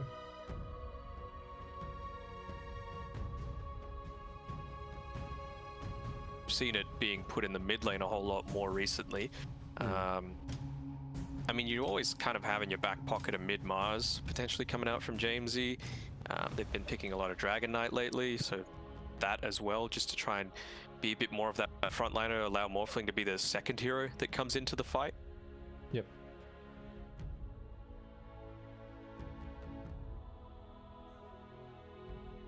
I'm almost leaning towards the Nature's Prophet going mid, but I'm wondering if that's like a waste of the last pick in this situation, or if maybe the Morphling can play mid and then they can pick something else. But TNC just gonna go for a Spectre here, so that is kind of the hyper carry being a little bit enabled by the Enchantress. Yep. You were predicting a bit earlier. I think it's fine. It's good against the Shaker as well, right? You want to be able to get on top of the Oracle, force him to use the Fortune's End on himself as opposed to anyone 10 else. seconds remaining. Yeah, and even just getting vision over those two heroes, you're going to give the opportunity for maybe the Quap to go in and just obliterate the two supports before they can really do anything. So certainly useful. Spec not really that susceptible to getting shotgunned or anything by the Morphling, if that ends up being the build. So Dire team's Signal turned ban. now just getting rid of the Perfo. So their read currently is Quap mid, Spec safe, Pango 4, and that TNC are looking for the KP hero in the situation. I'm a little surprised they didn't go Necro themselves to finish out this draft. Could have been alright, but they don't have the pick coming out of the phase, 10 right? seconds remaining. So if they were worried about it and they thought TNC might pick it, then unfortunately they just have to ban it. What could KP play here? Could they play Pugna? Could they play Pugna 3? Pugna, you know, Pugna spec is kind of cute. It is my favorite, my field medic Pugna. Yep. Now, Dire team's turn. we haven't seen the little green man long enough. I want to see it. I agree with you, and they do get rid of the puck there, so I think that was really something that they need to be mindful of. The waves not being pushed in too heavily into them, and of course, just a decent lane up against the Quap. What else are we Radiant missing? team's I feel turn like to it's going to be pick. some ranged offlane. Night Stalker. No? Night Stalker is the grab. Okay, So well this is... Just wanting to get on top of the Shaker or the Prophet, I guess? Yeah, Oracle. it does seem good at hunting the backline and really putting pressure on the Nature's Prophet. Their vision game is now insane. The Haunt and the Night Stalker. The laning stage is kind of weak, but maybe they're going to get away with it just because the Oracle 5 Shaker, seconds remaining. you know, not really going to be putting on too much pressure. The Morphling as well is a strong laner in terms of CSing, but he's not a very strong laner in terms of he's going to run at you and kill you every minute. So I think they can maybe get away with this this Night Stalker grab, and that's Night Stalker is that he just doesn't really do all that much early, but if you get out of the early game, it can look very, very scary. So Yeah, the one thing that sucks for Signal, which might be what they were wanting to go for with the Mars, is the Night Stalker with his flying can just fly right over the arena, you know? It's one of those things where if they were going for that backline ganking, you could just throw up the Arena of Blood, put all the supports in there and be like, guys, just congregate in here, you'll be fine, but not anymore. okay, so they take Slardar as the pressure hero against the Spectre to just kind of be the laning bully. We'll see how much March can do on the Enchantress to alleviate the pressure from Gabby, and it does seem like they're just going to put the Nature's Prophet mid in the end. So this gives them some Roshan potential. Actually gives them a lot of Roshan potential, right? They can like tank it with Treants, and Morphling does good right click, and they've got Amp now, so... He's looking fancy with his glowing fists there, but again, the tradition of trash morph cosmetics continues. What is that? Yeah, that's true. He doesn't have the silly hat, but he has like a weird back piece and then what look like just some random pieces of crab. Yeah, a weird turtle neck protector. He looks like Sumail from TI5. Oh no. Well, and it's not like there are terrible morph cosmetics, like, or there are only terrible ones. There is there's like the Scotty set, which is pretty nice. His immortals are quite good, the Blade of Tears and Crown of Tears. But no, everybody's just got hot garbage morphling cosmetics. Yeah, maybe that's the meme. Like, if you pick Morphling, you have to look like trash. Yeah, you have to. You're not a good Morphling player unless you just have garbage cosmetics. One thing as well is, I know it's only a position 4, and you really don't want to be focusing that much on the Pango, but with the Corrosive Haze from the Slardar, the minus armor, which you can pop onto him, they've got 2 ranged cores in the Morphling and the Nature's Prophet. They could very easily just right-click him down, because you're not likely to go into a ton of armor or a ton of HP. It's just more of these utility-style items. Yeah, Tim's just gonna have to be careful.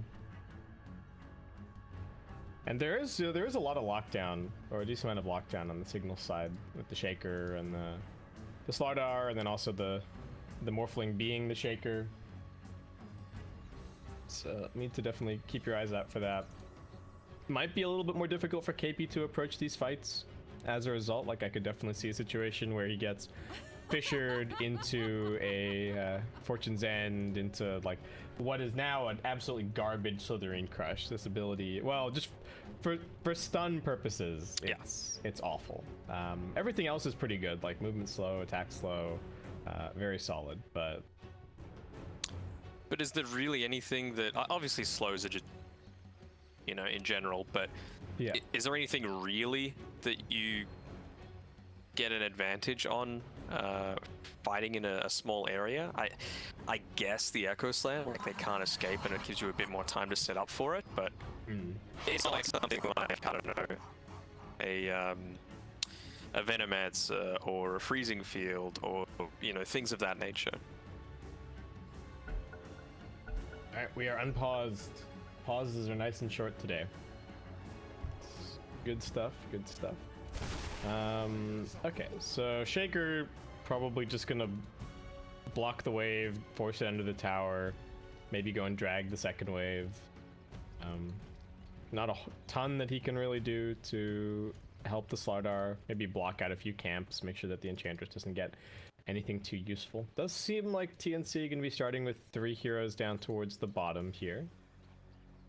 Going to maybe just pressure the Morphling, find him out. You know that he's gonna have the attribute shift, the level 1, so you can just scare him a little. Yeah, they even got the ward planted like right in front of the tower, but a bot not revealing himself at all just yet. Okay, now he does. So now that he's down here, Mel hiding well under the tower, and they are actually sending. So because of the Slardar pick, they're sending Gabby mid as the Spectre. Very interesting. Okay, mind it. One thing I'm a tiny bit worried about right now on TNC is the lack of stun. Right, they've only got Pangolier roll and a mini stun from the Slardar, so they've got very little ability to lock down this Morphling if he's able to be very, very elusive. Same thing with the Nature's Prophet, right? Like, what do we really do to stop this teleportation? Yeah, they really don't have the best punishment. So just gonna be a 2-2 split this time around. No triple bounties for Signal. And we will see if this prompts any kind of a reaction from Signal once they spot these lanes, because they haven't had any information on this up until this point. So as the Spectre arrives on the mid lane, I imagine we might have a quick ping and maybe a quick discussion. If they want to change this at all, I feel like they might just keep this the way that it is.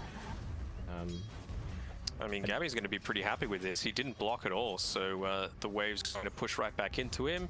He's going to have a bit of an easier time last hitting, and even was able to deny the range creep up from Jamesy. Oh, they got the first split bottom. I wasn't paying attention. Too busy talking about mid CS, but they just ran him down. He's a level 1 Morphling. What is Grimm's going to be able to contribute?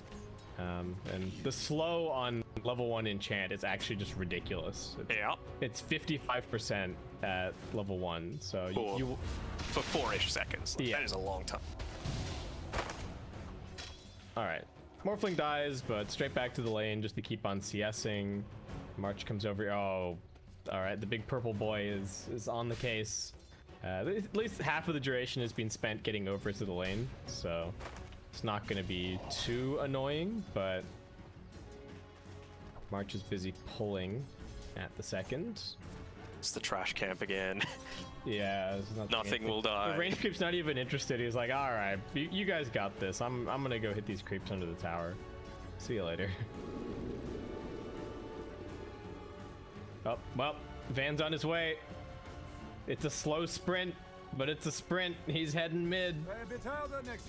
Lane swap, go. Go. Well, they didn't have to use a TP for this, right? They've just used the Prophet TP and the Guardian sprint down the river, so.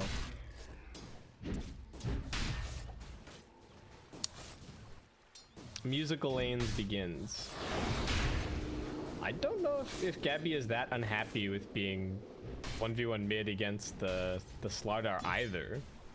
Well, there's not a ton of room to chase you, so even if you are getting bashed up a whole bunch and taking damage, you're still gonna get good CS. You're still gonna get perfectly good levels. So this whole mess is all your fault? Harass down a little bit, but again, he's been able to drag the wave underneath his tower, so he's going to have an alright time here. But KP, he's not really all that scared. He's just trying to harass him up as much as possible, but he tanks up a couple of tower shots for his troubles. Was Tim's dragging this wave and then ended up losing it? So now it's a double wave. KP just gonna wait for that. Grim's taking some damage on the way out. KP does have the 2 points up in the void. Grim's giving them the I want to die on the way back to the tower. Getting a little bit low. That Shadow Strike would have ticked him down if he stuck in the lane, but able to just TP base, refresh, get a bit more regen, which he'll obviously need to be able to deal with this Armel Queen of Pain, maxing out that Shadow Strike. And you feel like he's going to have to play this a little bit differently, right? Like, will he go another point into it? Will he get an extra point into the blink? Or is he going to have to eventually realize, right, I'm a Queen of Pain, I need to make some action happen around the map, I need to start leveling up my Scream. Yeah, I feel like he does need the points in the Scream from here. I don't know if there's much point in getting more Shadow Strike. Like you said before, the Prophet can kind of always abuse the double teleport to heal and reset, so I don't even know if it's really worth it to try and play a war of attrition against him. Yeah, nicely done by Signal. You know, the cores are in a very safe space, so they've both rotated through to the river. They know that it's bot side, and Grims has just picked it up, making sure that Gabby wasn't going to snare it for himself. It doesn't really matter with these mid heroes. I guess they don't really have much better to do is the other thing for these two supports. Like they're pretty happy if their cores are just getting solo experience and kind of free farming. I mean, Tim's is all the way back next to his tier 3. He's farming this wave that he's cut, so they had a lot of passive time, that's for sure. Yeah, not a whole lot that they really had to do. Tim's just doing this to grab his level 2, keep working towards his level 3. Keeping the wave nice and close under the tower for KP, who is going to be going for the Necrobook. We're going for 2 Necrobooks on DNC this game. Gabby's also going for 1. I don't think Armel's going to make it 3, but yeah, you never know. Just juice up that Echo Slam, hits it on the 3 Necrobooks and just dies instantly. Hits him with a reverse card. And was that 4 bounties? Ooh. No, 3 bounties. Armel already using the blink up top. It's on cooldown for 4 seconds. Fisher blocking him in. 1 second to go. Blinks up, TP. He'll be okay, but it's a long trip back to the lane from base. It is, but that's the thing. March is able to just sproink his way up here and take all of that valuable experience for himself. He's got the Wild Wing Ripper as well, so unfortunately doesn't have the freedom to just commit with it. Eris has to pop the Fisher, no points in the Aftershock just yet. It's just right-click and Jamesy with it. So it looks like Morphling got forced all the way back to base as well. Yep. He's now walking out. He got 5'd, he had to TP all the way back. Luckily enough, the Void had about a second left on the cooldown. Grims, speaking of, he's getting chased. Yeah, Grim's in trouble. Nighttime Night Stalker about doing a little bit of damage. KP wants to keep the pressure going. Tim, Swashbuckle in 7, pretty long cooldown. Just trying to force a little bit more tribute shift from the Morphling. As the catapult does go to work on the tower. About going to try and clear this up pretty quickly. They are threatening, you know, could have another TP coming at any moment. Dive coming, they're actually going to pop the haunt, looking for Grims inside of the trees. He does get the purge off, saving himself for a second, but already brought down. Morphling doesn't have the waveform, so just forced to stand here and fight, maybe calling in a little bit of backup in the form of Jamesy. Tim's just trying to juke until the Swashbuckle comes off cooldown. Looks like he should be able to run away. Raindrop helping out immensely there against the Adaptive Strike. And more pressure onto a bot, just making sure that he can't get those big auto attacks out. Actually, the Shaker kind of intercepting here. Trouble for Gabby, a little bit low on mana. Should probably put that Fairy Fire into the inventory, but actually now the turnaround comes. Swashbuckle forward, he's been slowed down. A couple more touches to finish him. That's another kill for Gabby. Daggering through, and now the Necrobook getting delivered. Nicely done. Getting a little bit aggressive there with Eris and hitting through with that Earthshaker. I really like the movements that they made on TNC to be able to start to dive that tower, because that was right when there was a big wave that was pushed forward onto them. Oh, try and dive onto KP here. Oh, thinking about it. Using the morph. Pretty speedy. Should just be able to walk out of here.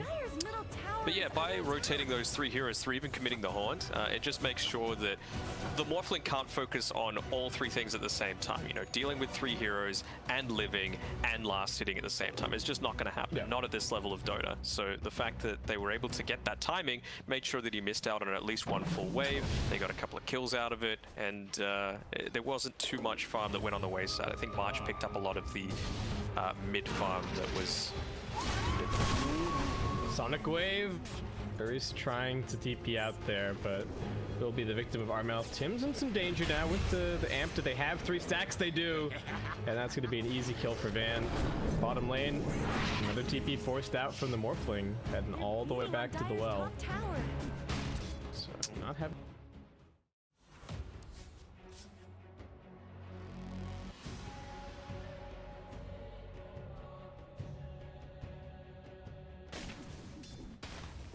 Isn't your saving grace? Yeah, I think he really just wanted to hold onto the tower a little bit longer, but this is going to be a tier 1 pretty much completely for free. No big rotation from TNC down here, just the position 5 joining KP and now opening up the jungle a bit. There are some nice Radiant wards kind of covering the defensive jungle, so I think they were anticipating that this sort of thing was going to happen, but they were maybe hoping that they would be able to hold on to that bottom tower a little longer. Yeah. Morphing's just hitting jungle creeps on very low HP here. They're getting a good amount of pressure onto this mid tower. It's really well played by Signal, and they rotate just in time too, with some of their observer wards giving that relevant vision. But Morphling, all right, he sees the Night Stalker moving through. Sees him, just looking to pressure. No waveform still. 2 free hits. Interrupt his farm. Hasn't put even 1 point into the Crippling Fear yet, so not wanting to take advantage of that nighttime in that way. And Outpost is probably going to be a 1-for-1 unless Armel makes this rotation through in time. Got Van sitting nearby, so he should be able to interrupt it. Be quick. He's going to try. Nicely done. Oh, just gets it at the last second. All right, very nice. Securing that experience for his team. Thank you. Diving in a little bit. DD Rune just spawning on the top side, so Babadi's going to be very happy to grab onto that one. Dire's middle tower Probably rotating back towards the jungle, or maybe just farming up a wave. That Mask of Death, or sorry, Morbid Mask doing a lot for him. He's going to be TPing bottom now. Gabby's pushed us all the way into the tower, so there's some experience to be gained. And with that TP away, they're just going to try and make the jump over at mid. Trouble under the tower. Jamesy brought down, and now Van also being found out. Sonic Wave. Grims doesn't have the level 6 just yet. Armel, Blink available, but doesn't have the mana to get a Blink Scream. So it's going to be up to KP and Gabby to finish off that kill. Shaker trying to run it out. Hasn't had the time to grab his levels, to get the level 6. There's no space on the map for him. So it just ends up being a 3-for-0 mid. It's weird to say when you've got a Spectre draft, but I'm feeling like this one's going to be over even quicker than game 1. It's a dominant display coming out from TNC to win the laning stage in, honestly, say 2 of the lanes they won, and the other one they drew at minimum. To grab both the safe lane and the mid towers of the opposing team, it's pretty solid at the 11-minute mark. And I just don't know where the playmaking potential really comes from on Signal, right? Morphling only wants to farm. Oracle is only good if he's enabling somebody. Shaker just wants to farm. The Slardar still really needs this full blink before he's really ready to roll around and set up any kills. Were those So cracks in Dire's top what do they tower? do in the meantime? I guess Jamesy can keep kind of shoving out waves here and there. But other than that, Signal just have to kind of hold tight, and TNC are absorbing so much farm on the map. They're about to have the double Necrobook going, so creep camp's just getting cleared up everywhere. Pango's even just jungling a little bit. I mean, it's a one-man army right They now. want Tims. I think they are going to get him in mid, trying for the Rolling Thunder. But one more touch from James each. So even when he respawns, not going to have that Rolling Thunder available anymore. That's the thing we were talking about, right? Like, you do have the power with these ranged cores to be able to deal with him. They stunned him up for long enough because they do have that initial amount of lockdown. Again, it's like a small victory though, right? You take out the position 4, you take out the tower, which is good. But in the meantime, you've got a Spectre who is nearly 2,000 net worth ahead of the rest of your team, getting closer and closer to that relic. And once he picks it up, it's probably going to be by about the 16-minute mark. And that's going to be a very, very hard ask to try and beat. So right now, Bot just has like a Yasha and a BKB queued up. We of course talked about the Morph Shaker a little bit. Is this a game to try and go for the Aghanim Scepter in your view, or? I don't think they're gonna have the time, to be honest. Oh, they're trying to walk up to Armel. Echo Slam, follow-up stuns. Is this gonna be enough damage? Looks like it might be. He gets the blink away, but he's still dead. Grim's finishing him off. Actually, he started it, but didn't quite manage to finish that blink. Yeah. Kill secured. Looks like Dire fortified their structures. It was nicely done. Were those cracks Kind of in abusing the Dire's fact that top that tower? quap blink takes a little bit to wind up. Yeah, and I think they've finally realized the fact that, look, other than James, we have no real way to push waves out, so we're just going to push your waves in, right? Like, we need to fully commit on it to make it happen. I think you just need to concede the fact that Spectre is going to get farm. It sucks, but that's the reality of the situation, and they've been able to at least grab 2 tier 1 towers as a result, open up a little bit of the map for themselves, and maybe now you can get a bit more of that farm on your Earthshaker. Yeah, they're taking a little bit of the net worth back. And with a bit of extra map control, maybe they can now park some heroes in the Dire jungle, and the Earthshaker gets a lane somewhere to be able to farm up. Yep. March still's continuing with this offensive jungling all the time. Look at this courier party at the Dire secret shop as well. Yeah. Everything. Everybody wants some items. What do we got? I guess Gabby's going for Relic. It's the Void Stone for Yules. Oh. Nicely done using the courier, making sure that TNC doesn't get away with that cheeky mid-ground ward. So they followed the vision that they had aggressively placed in their Radiant jungle. So a bit more freedom, but not complete freedom, because we've got a bit of a wraparound coming here on Eris. He is dead to rights. Is he? Yeah, they do have some TPs coming in here now. Van and Grim's going to be the targets, however. False Promise at the ready. Tim's rolling forward onto Grim's. Going to look for the bounce back, keeping the chain stun going. One more scream from Armel. A bot also getting run at a little bit. KP's found him, but is now just going to go TPing towards bottom. Looks like they want Jamesy instead. Can he get out of here? KP should just hold the interrupt, and they'll run him down.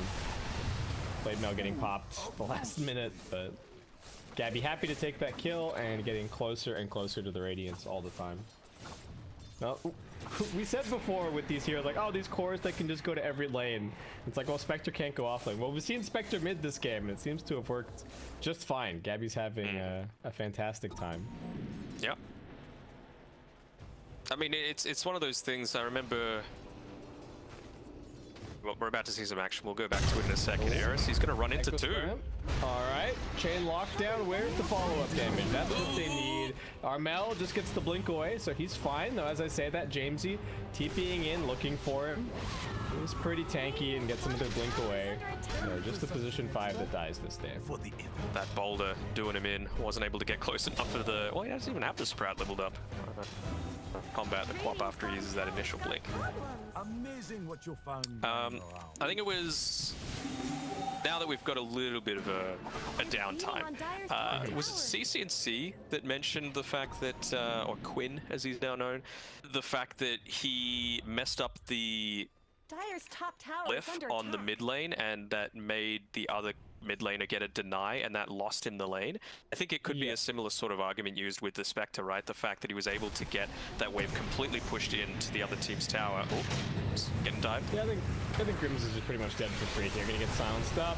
Fisher through is buying a little bit of space, but Gap in the backlines with the Radiance burning Jamesy, burning up Bruce. He doesn't have any mana remaining, so this TNC dive gonna go completely unpunished as they just clean up 3 signal heroes. Morphling still farming elsewhere on the map, but it just feels like it's going to be too slow for a bot this game to really get anything done. Yeah, immediately taking advantage of that Radiance finished up at the 17-minute mark, and that's kind of the point we're making, right? Is that the fact that Spectre is able to get a decent go out of that first wave has gone a huge way, right? Like, he denied the range creep, he got all of the last hits on the first wave for himself as well, so it's pretty hype, and he's actually picked up the Nether Shawl for himself, so he wants to maximize the spell damage that he's doing. Right. I wonder if this is actually, we're gonna farm reasonably quickly with it. What did he go for? He went for the HP regen here. Yep. And this top tier 2 is taking some damage. KP kind of skating into position, constantly throwing with the crippling fear at the ready. Van's around here. The Slardar has had Blink for a little bit, but I feel like we just haven't seen anything from him. Maybe there's just the vision that they have on the map is pretty defensive, so they don't really have that many places where they can go for like a blink jump. And Slardar also just kind of not really that hero 100% anymore, like we were talking about. Let's get the bash here over onto KP. Grims, I think this might be the first ultimate of the game, and it's just being forced onto himself, looking like he's dead anyway. A bot trapped inside of the trees, his TP getting interrupted. He's trying to dagger away, and he's desperately morphing attributes to try and get out of here. Tim's wanted to secure that kill with the Rolling Thunder, but it's not even needed. KP with the killing spree, and they are immediately heading bottom to try and kill off Jamesy. This outpost is still captured by the Dire. Jamesy just manages to scoot past. Armel looking for him inside of the tree line, and Jamesy slowly but surely getting surrounded. Van, decent damage. There is a Yules to hold him back. Damage out of Jamesy. Sims keeps the chase going. Tries for the TP out. Not going to happen. And now KP and March going to join the party.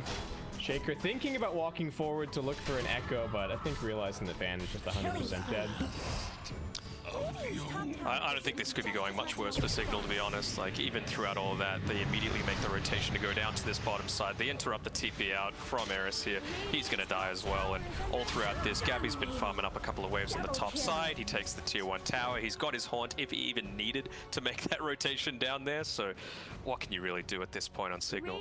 Yeah, it's just... It's looking very, very sad for them. Just don't really have any plays. Feels like Shaker is never going to get the blink. Even if he does get the blink, the Radiance is already up.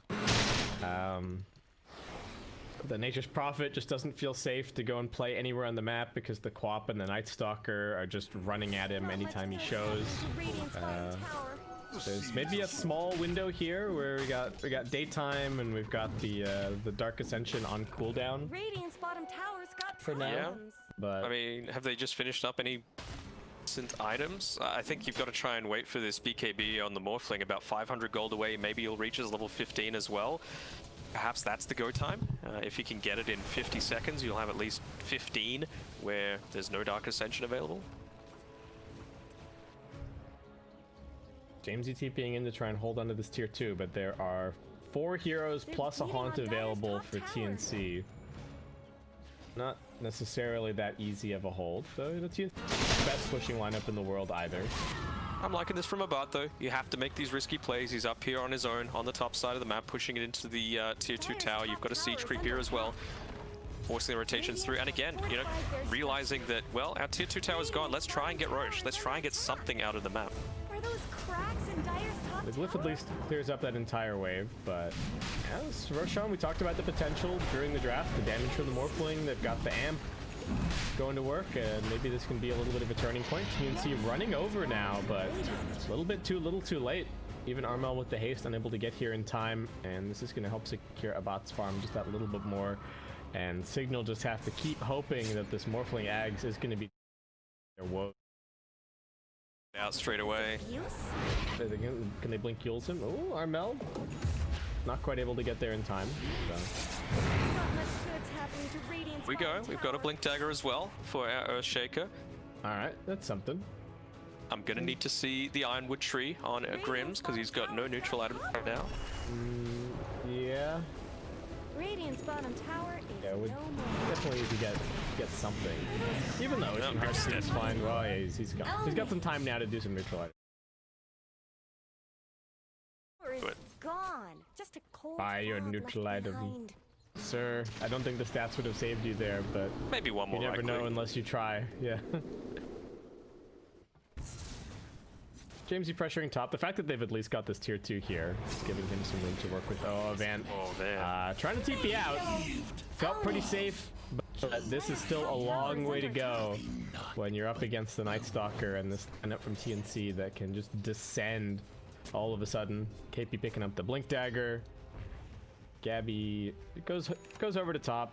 They are in mode Haunt is available, so Gabby can always just go play somewhere on the map and the rest of the team can play as if he's there. He's got Manta as well. Doesn't have the safety of an Aegis, but he's realizing that it's getting to the stage of the game where he does need a little bit more of that survivability, so queuing up the Skadi for himself. Yeah, why not? Also getting pretty close to level 20. Bot. Sonic Wave takes out the Aegis immediately and now going to spawn into a Silence plus Rolling Thunder. Gets the BKB off, but still just dies anyway to Gabby. Well, that hurts. Hey, do you think they've got vision of where he is right there? 'Cause I wonder.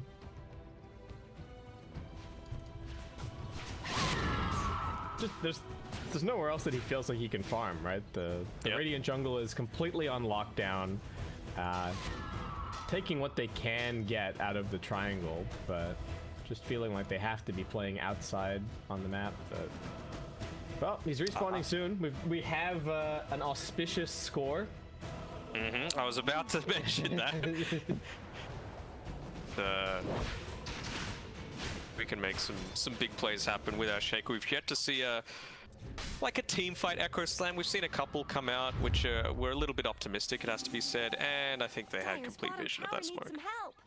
Yeah, I think they Radiant's at least top had vision on tower one has hero, right? So they kind of know what's going on here. Signal with the wraparound. Who are they trying to go on first? Gabby Dire's bottom backing tower up a is little just bit. A away. bot already morphed into this Queen of Pain. See, just Radiant's hovering middle around their tower could ward. use some help. Really just chilling out. Signal going past now, doubling back a little bit. But again, all the vision in the world isn't going to matter against the Haunt necessarily. Shaker, what can you find? That has to be the big story. Tim's with the immediate blink away, so the initiation completely wasted from the Slaughter. Are now in the back lines. They've got the sounds. They've already killed off Grims. They're trying to protect the Shaker so he can at least get his spells off. I don't think it's happening. Echo Slam onto 2. Couldn't even get one more spell out before he died. At least he managed to cast the Fisher, but it's 3 dead already.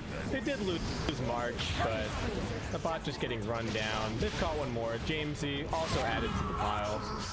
Double kill for KP and a very easy team fight for TNC. Just playing the vision game. Yeah. Radiant's top tower has looked better. It's not. I mean, it could be at the stage of call it, honestly. I think KP played that team fight perfectly. You know, good cohesion coming through from all of them. They had complete vision, and he immediately uses the Blink Dagger and jumps on, pops that Crippling Fear, and takes 3 heroes out of the team fight. Yeah, and the Slaughter blinked on the Pango, who just immediately blinked away, and Radiant's top tower deserves nothing just as happening much help as after Braum. that. Oh, KP looking for a little bit more. Shaker hiding underneath his tier 4 towers, ready with the Fisher. Do have the respawn on the Morphling in just a second. Radiant's top Again, tower not the is fastest pushing lineup in the world for TNC, but I think they can quite happily back up, extend this 18k lead.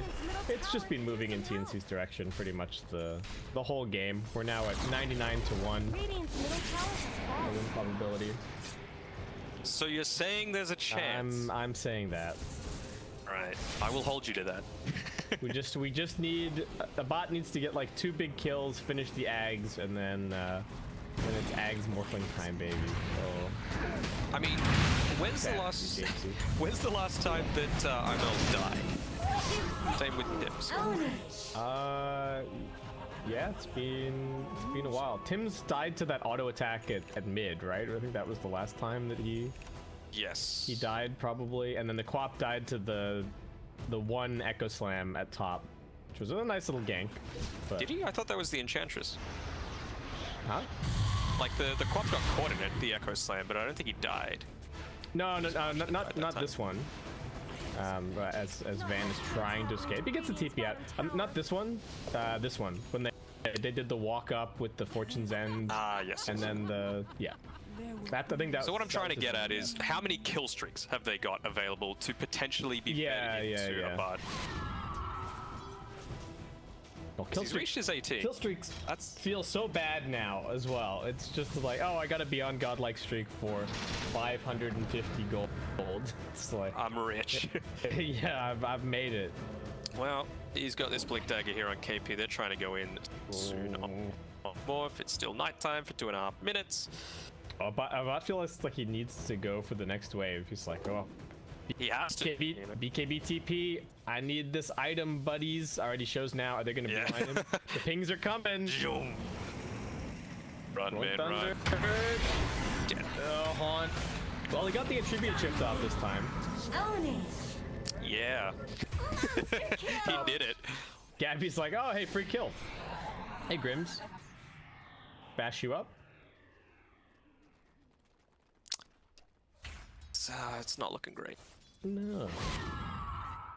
But it is still kind of hard to go high ground with this lineup, so they may still get a little bit more going. James, you just working on Mjolnir, I guess. Van jump. Oh.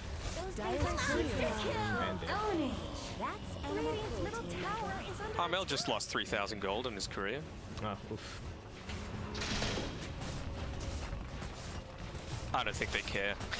Like you've still got this this Spectre who's 8,000 net worth ahead of anyone else. Nearly finished up the Skadi for herself. Level 25. There's essentially no way. Radiant's middle tower shouldn't have to take this abuse. A bold prediction, Dana. I know. That's what I'm here for, you know, to make the gutsy calls. Dire's bottom tower needs some help. What are we doing, Signal? What's our last play? Oh, we have a Shadow Amuleted Earthshaker sitting at the last racks. All right, I like it. Eris, let's go.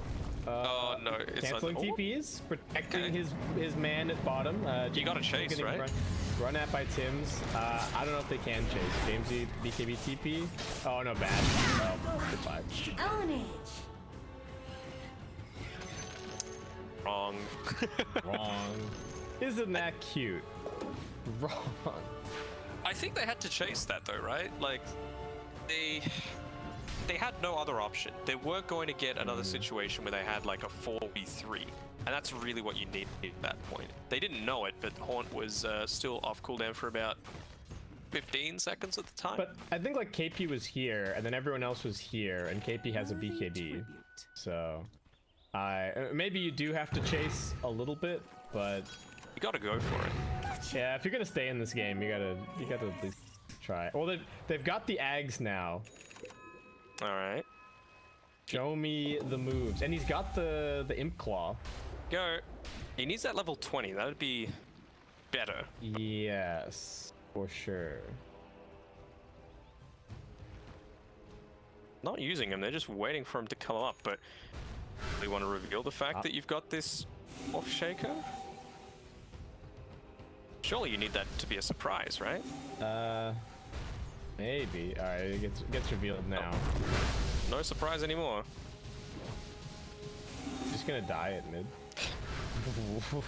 Wouldn't put it past this game for that to happen.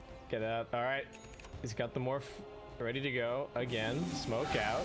Do they have any vision up this high ground? They do not. Smoke breaks. They know that somebody's here. Who can they find? They've got vision on KP. Tim's just gonna go in.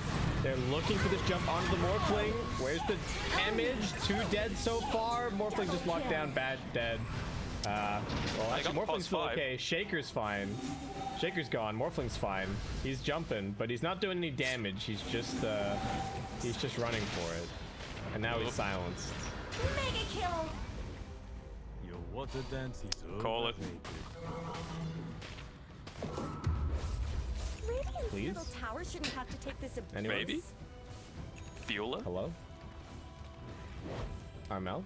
Radiant's Go grab his bottom item. tower is under attack. Got the axe now. Radiant's Gonna be the bottom game tower has changer. fallen. But a plus concedes that maybe they can't come back into this one. I think it's been 100. It's been flatlined for a little bit. Radiant's bottom barracks have fallen. Can we get an echo? Radiant's middle There he is. tower could use He's some sneaking help. through the trees with his spider legs. Shire now has mega creeps. 35 seconds to go on this This one morphling. might be winding down. Has James been able to finish up anything for himself? Ah, the Shadow Amulet. That we were all looking for. Ooh, Fisher. Slow walk forward. Slow walk forward. Armel's found him. Save him with the Oracle ulti. Push the Echo button. Walking back onto Armel. Get stunned. Please, please, Echo. Oh, no. Well, all right. GG. They got KP at least. They did. So it's a moral victory for Signal, but an actual victory for TNC coming through. So they get a 2-0. That's something that they would.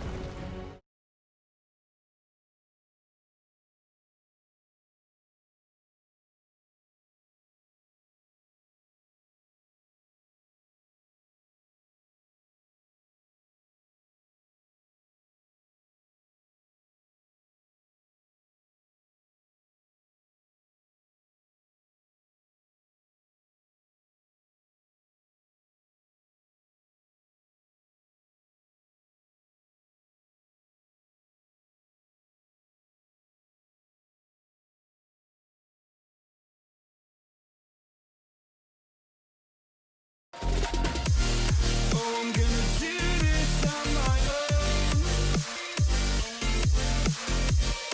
No point in blaming you, did not know. I thought you were the one for me. That's why I gave you everything. Held you close by the stormy seas. Oh, you meant the world to me.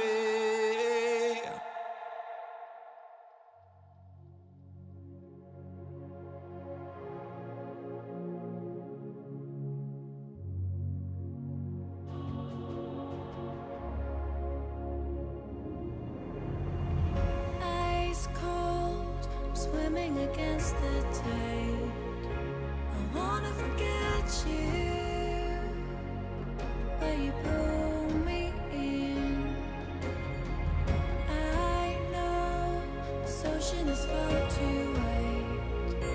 I wanna forget you, let me forget you. Push and pull, but you repel me, giving up this fight.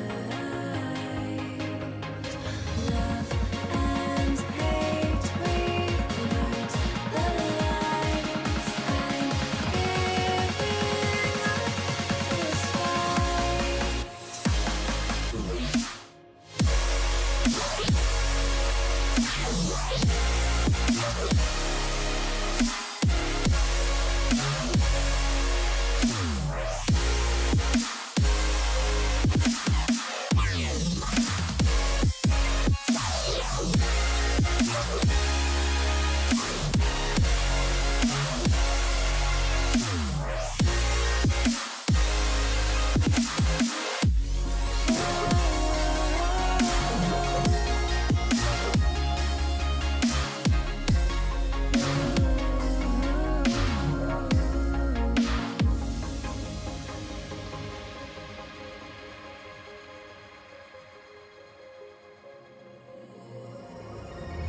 You've lost, but I don't feel I have won.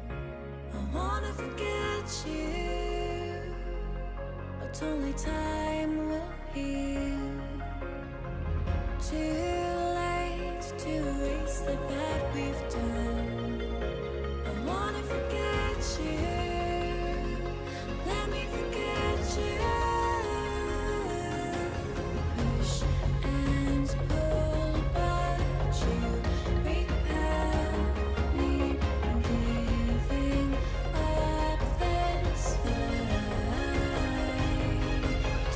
Love and hate, we've learned the lies.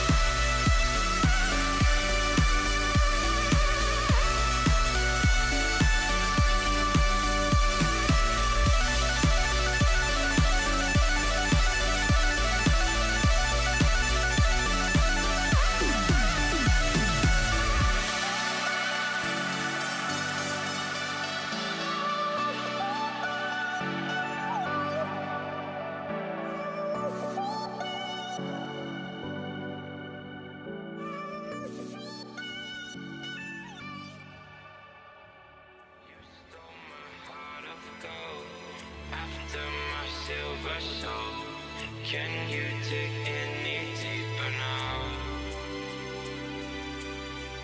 I gave you all I own, put you on this golden throne, but I'm a little stronger now. You cashed in on my promises, you know I'm too generous. Now I've learned to never help you out, 'cause I'm done cleaning up your mess. Found myself in my regrets.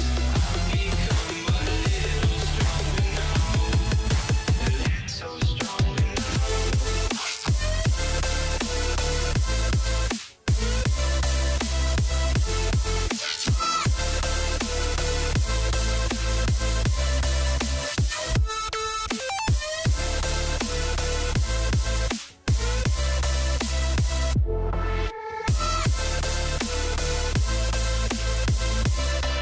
You cashed in on my promises, you know I'm too generous. Now I've learned to never help you out, 'cause I'm done cleaning up your mess. Found myself in my regrets. I've become a little stronger now, a little stronger now, a little stronger now, a little stronger now, a little stronger now. You cashed in on my promises, you know I'm too generous. Now I've learned to never help you out, 'cause I'm done cleaning up your mess. Found myself in my regrets. I've become a little stronger now, a little stronger now.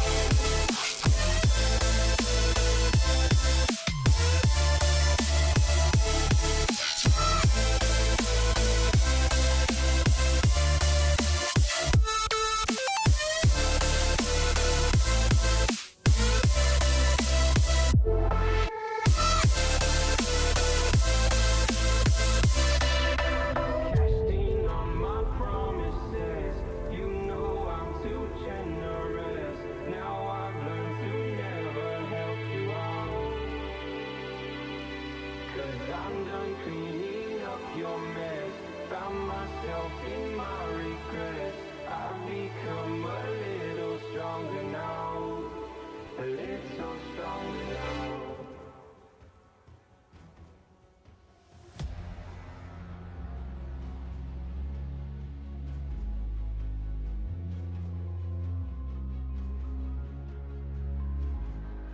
I'm following your lead, I'm following this feeling.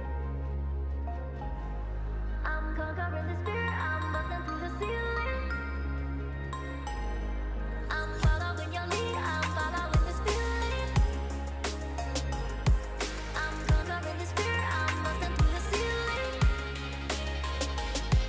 I'm following your lead, I'm following this feeling.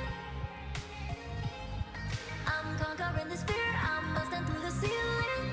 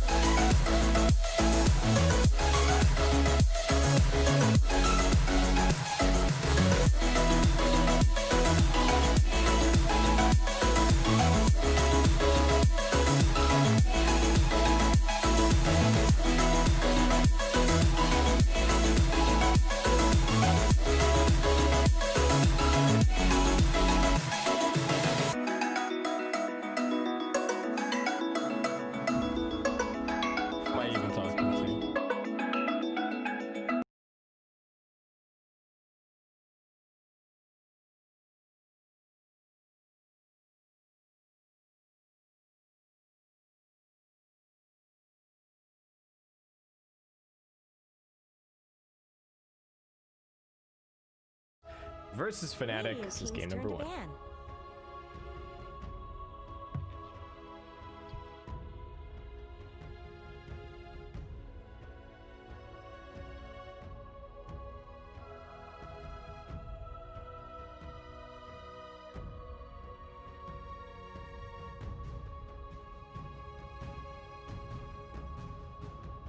Seconds remaining.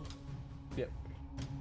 Yeah, so the nice thing here for 5 Boom seconds is, remaining. like we were talking about in the earlier series, Dire no matter team what ban. happens here, they cannot drop down into the bottom portion. So they're Radiant they're team's not going to turn be to ban. eliminated no matter what, right? But they are still, are they maybe in contention for top 4? I guess probably not, right? Or right. Okay. It is certainly possible, for sure. We got Death Prophet banned out. We got a Lycan removed. We got this Bat Rider. I think Bat Rider is actually the most banned 10 hero seconds remaining. in this event. Seems to just be, you know, teams not wanting to play 5 against it seconds at all, so remaining. Turn to getting ban. banned in the first phase pretty much every single game. Yeah, it's a little more targeted as well. Like, I know Boom really doesn't like playing it at all, and Fnatic at least do play it sometimes, so I'm a little surprised that they used the ban on it, considering they won the coin toss and they chose first pick. So it's something that if Boom let it slide through, they could have picked for themselves, but not opting to go for it this time. Maybe they're trying to pick up something like an Earthshaker or a Nature's Prophet for themselves, two heroes that have been really successful for them. 5 seconds Yeah, the Nature's remaining. Prophet especially, I think, has looked fantastic, and they've got that flexibility as well that we keep talking about. If you've got these heroes that multiple players on your team are comfortable playing, and you can play it in multiple lanes, then you can kind of pick it no matter what, especially when it's a hero like pretty high power level. And I mean, it's kind of being telegraphed a little bit here as well with these bans, right? Like with a Lycan, he can just run at you. With a Bat Rider, you can cut over the top of a Sprout and easily find him when he's trying to hide in the trees. And the Phoenix as well, you can just fly over the trees, you can give vision with Sunray, you can stop a lot of his right-click damage from coming 5 out as seconds well. So remaining. I'm really feeling a first pick Nature's Prophet coming. Yeah, and then there's still the Beastmaster, but there's still also the Chen. So we've kind of got a few different things to think about here, and Boom probably working their way through that currently. Actually, just gonna end up getting rid of a Monkey King. It's a very early Monkey King ban. It is. Little odd. Radiant team ban.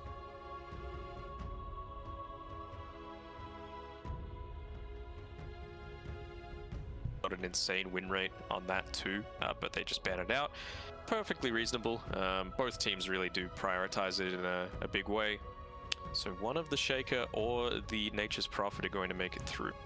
And the Quam. 10 seconds remaining. Yeah, this is now actually a pretty important ban for Boom. What do they 5 do? Do they seconds just get rid of... remaining. Do they leave the Beastmaster? Do they try and...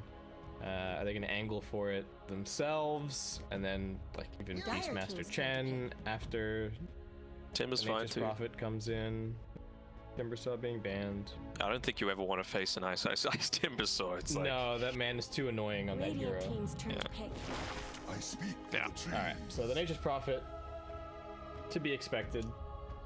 I want to... Radiant team's Oh, turn that was not a very satisfying... weak. Dire team's Weak. All right, here we go. So what flavor you got? So I've got the pipeline punch. Which I think And you I've also matched have. you. Nice. That one there. I think my ring pull was a bit more satisfying, but cheers, internet cheers coming Yep. through, It's not bad. It's pretty good. and it's pretty tasty. It is like with these seconds juice type remaining. ones. Like I had the mango loco yesterday. It was it tasted a lot like 5 seconds remaining. cordial, which we have here, and I'm just Yeah. gonna read off the can a little bit here. I think it's well, it's apparently inspired by Hawaii, so it's got flavors Okay. of guava, passion fruit, and orange, and then it's monsterized with a full load of our famous energy blend. So you're taking a load in the mouth with this one, Kip. All right. You're unleashing the beast, Danog.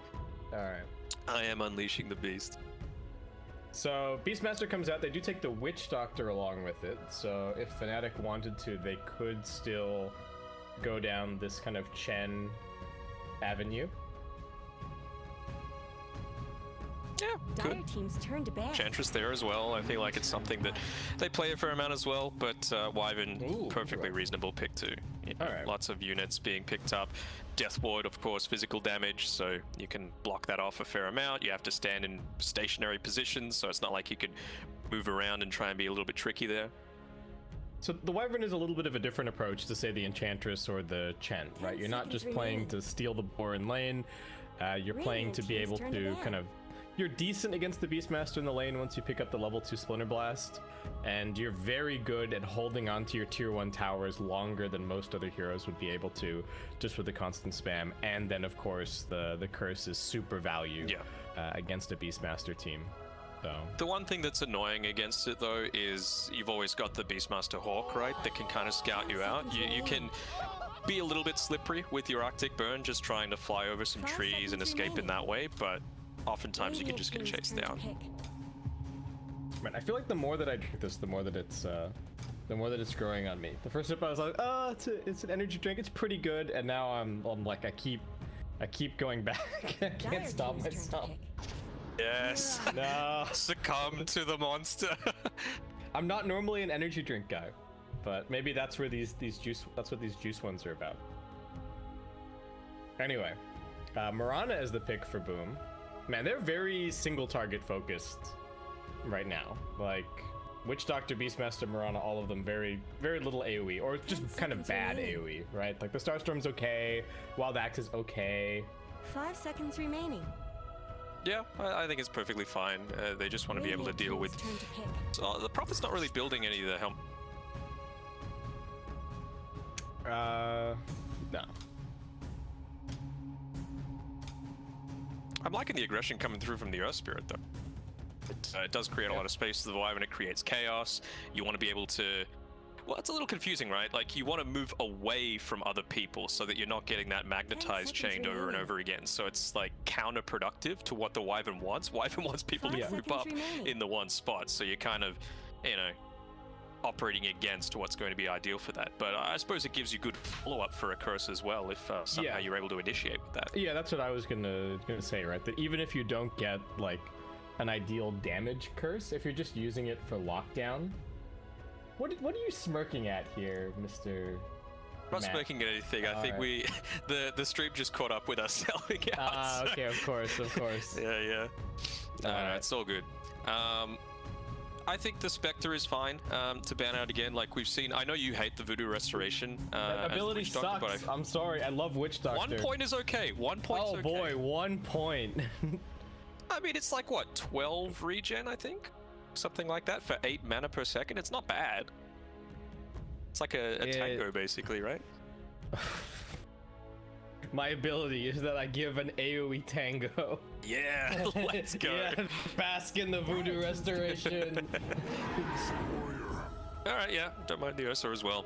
Okay. Able to deal with the trance relatively well. You can hop around and try and avoid this Earth Spirit. Try and do some matrix dodging when he tries rolling in onto your face. Man, this is one of the. It's a pretty good Cold Embrace game. Like you can't always say that about Winter Wyvern, but 10 seconds Yeah. remaining. Against, the Slark or the OD or the Silencer seconds or remaining. heroes of that nature, like Zeus, things that just want to Yes. stand and smack you. It's hard. The thing that's not great against Ursa though is that the Fury Swipes does still stack up. So even though you're not taking any damage during it, essentially Yeah. you're gonna die in 2 hits afterwards. yeah, that is a little bit of a problem. I do also like the Wyvern plus the Earth Spirit for another reason, which is that the Earth Spirit is not very farm reliant, and I feel like the Wyvern does actually want to spam a lot of waves and get a lot of farm, and you're much better off if you can get that kind of like Aether Lens, Blink, maybe a Glimmer K kind of a thing going on. Just makes your game so much easier to play. So it kind of has that flexibility of, okay, well, we know we can just have the Earth Spirit play with fewer items and give a little bit more farm to our Wyvern. Yeah, I think that's perfect. What else hasn't been banned here? Radiant team's turn to ban. Pango, but I feel like it's a little slow. Ben, they lane that bench. I don't know. Are we gonna play like a 3 Wyvern? Is that analog approved? It's okay, like especially since your attacks now do damage to it, right? You can just go an Orchid and then solo pick off anyone in the game, basically. 5 Maybe not an seconds Ursa if he remaining. gets off his enrage, but other than that, not the tankiest heroes out there, especially the Mirana and the Witch Doctor, and Beastmaster's basically always got his creeps next to him. Even a wave, honestly, is enough to kill a lot of people, because if you go that build, you go things like the Orchid, right? You also go like a Solar Crest is really effective if you can pull target pick off, and synergizes pretty well with the Prophet too. Because otherwise it's like a Venge 1. Venge 3 that, right? well, it could be a Venge Or 3, three, right? And, yeah. And you go maybe like a big aura carrier that because you're actually getting farm and it means that the Prophet doesn't have to do it. And maybe later on, if you want to scale into the late game, you can go an Ags for the 10 fear. seconds remaining. Are we just going like full aura memes? Is it seconds just remaining. Drow as the last pick? You just put Prophet mid, Venge off lane, and Drow. I feel like as your that's not beefy enough. position one? That's the only thing. Yeah, they would be lacking maybe a little bit of frontline. What about like a troll or something like that? Yeah, I guess. I just feel like you want somebody to use the Venge aura. Yeah, he can. Dire team's turn to So pick. Storm Spirit is the ban, so Boom have a completely different read on this situation. They think Prophet's probably going to a side lane, and that Fnatic are still. But it is a difficult one to get a handle on. I'm very curious to see what Fnatic are up to here. 10 seconds remaining. Boom. I don't think they can go the troll now, right? Because they didn't 5 ban out the seconds OD. remaining. Obviously, OD is great against a... not that it's much of a hero itself anymore, but it's Yeah. great against a troll, and it's great against the Wyvern. Not just doing damage during the Cold Embrace, but if you get cursed, you just Astral him, and then what? So Kunkka is the pick. Are we just looking at position 1, Nature's Prophet then? So Prophet 1, Kunkka mid, Venge off. They can really run these lanes however they want. I think other than Venge mid, I don't really see any reason to run Venge's. But 10 seconds remaining. Could it also be this situation where you... 5 the seconds kill potential remaining. like in this half lane if Prophet's really careful? Because you could do the tri lane as well, right? Like you've got a stun from the Venge, you've got the Boulder, you've got the slow from the Wyvern, so you can set up a couple of kills really early on Fnatic's side if you really wanted to, if you wanted to run the Kunkka. I have no idea what you pick here if you're Boom. It's... Better Razor. Yeah, the Razor seems okay. What have they got left that they really pick as well? Choose your hero. Necrophos versus Kunkka. It's okay. It's okay. The boat can save you in a lot of situations that you would otherwise just be completely screwed. And it is a one Venge. They are so reliant on single target stuff this game. Like I feel like if they use the roar on somebody and then they just get like swapped out or cold embraced or whatever, then I think that's just the end of Boom's team fight at that point. Well, that's the other factor, right? Like, again, we were talking about it in the previous game and it didn't really turn out quite as effectively, but when you've got a cause like they had against that Tide Hunter, it might have been hard for them. Similar to here, you've got 2 melee cores coming through with FBZ and Dreamer Cell, so Wyvern's going to be able to get a decent curse off most times if they get that sort of raw initiation to start out a team fight. Yeah, and even just being guaranteed to like the suns on somebody is always pretty handy. Yeah, Dreamer Cell's gonna have to be very careful with the positioning, and I don't know. We'll just have to see what this Mirana is able to accomplish. Yeah. The hero can get a lot of, you can get a lot of farm just going around and arrowing camps, and but it can feel very feast or famine. If you land arrows in the early game, wow, Mirana can look amazing. You get 4 or 5 kills, fantastic.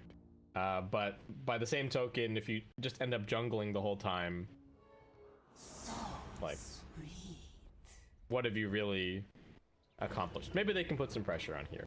The Beastmaster. Yeah, it's a little bit more greedy for battle. with obviously the Mirana, but you are always, like you were saying before, able to secure some amount of farm for yourself. We will see how it goes. It has to be said with Hyde as well, he's been dying a fair amount, at least in the series that we were casting with him, right? It felt like he was out of position a little bit, and I guess Mirana has some form of escape when he does get that leap up, but quite mindful of it. He's already skilled up the arrow as well, so careful. Well, he reveals it. All right. Tree it down.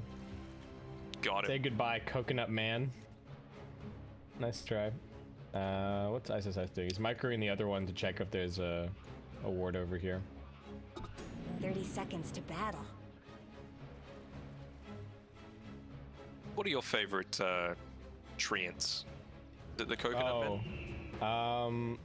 I don't have the coconut guys at the moment. I think I'm using the weird little like deer ones. Yeah.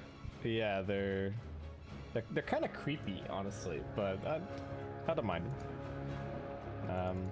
I hope that one of the cactus sets gets in. That's Battle's starting. that is the hope currently. But I think these might be the best ones currently. The coconut guys are pretty cool. And then the witch doctor as well, the one in the collector's cache. I think I saw the one where like he's got a lot of little dudes that when you use the death ward, they're just like chipping the death ward. They're like, yeah. Oh, cool. That's great. Also, 23 Savage is actually mid as Venge here. Well, that was the one thing that I didn't think was going to happen. It was like, oh, what's the point in running Venge mid? Well, Fnatic, that's where they want him. They are going to be running the Kunkka in the safe lane. So the Kunkka as the counter to this Beastmaster. We will just have to see if that's how this ends up working out. Hyde already with the arrow onto the range. Jab's pushing them back to maybe secure this range creep for Moon. Gets it, no problem. Nicely done. Is DJ dragging this next wave? Yoink. Drag, maybe block the small camp on his way through. Gets the harass to start out on these boars as well, already down at half HP. If he lands another Tidebringer on the second one, it is guaranteed dead, especially with this extra harass coming out from Jabs. I'm not sure if Kezcute realized that, oh, ISIS actually a little bit of danger here. Still getting run down. Alright, DJ kicking him back.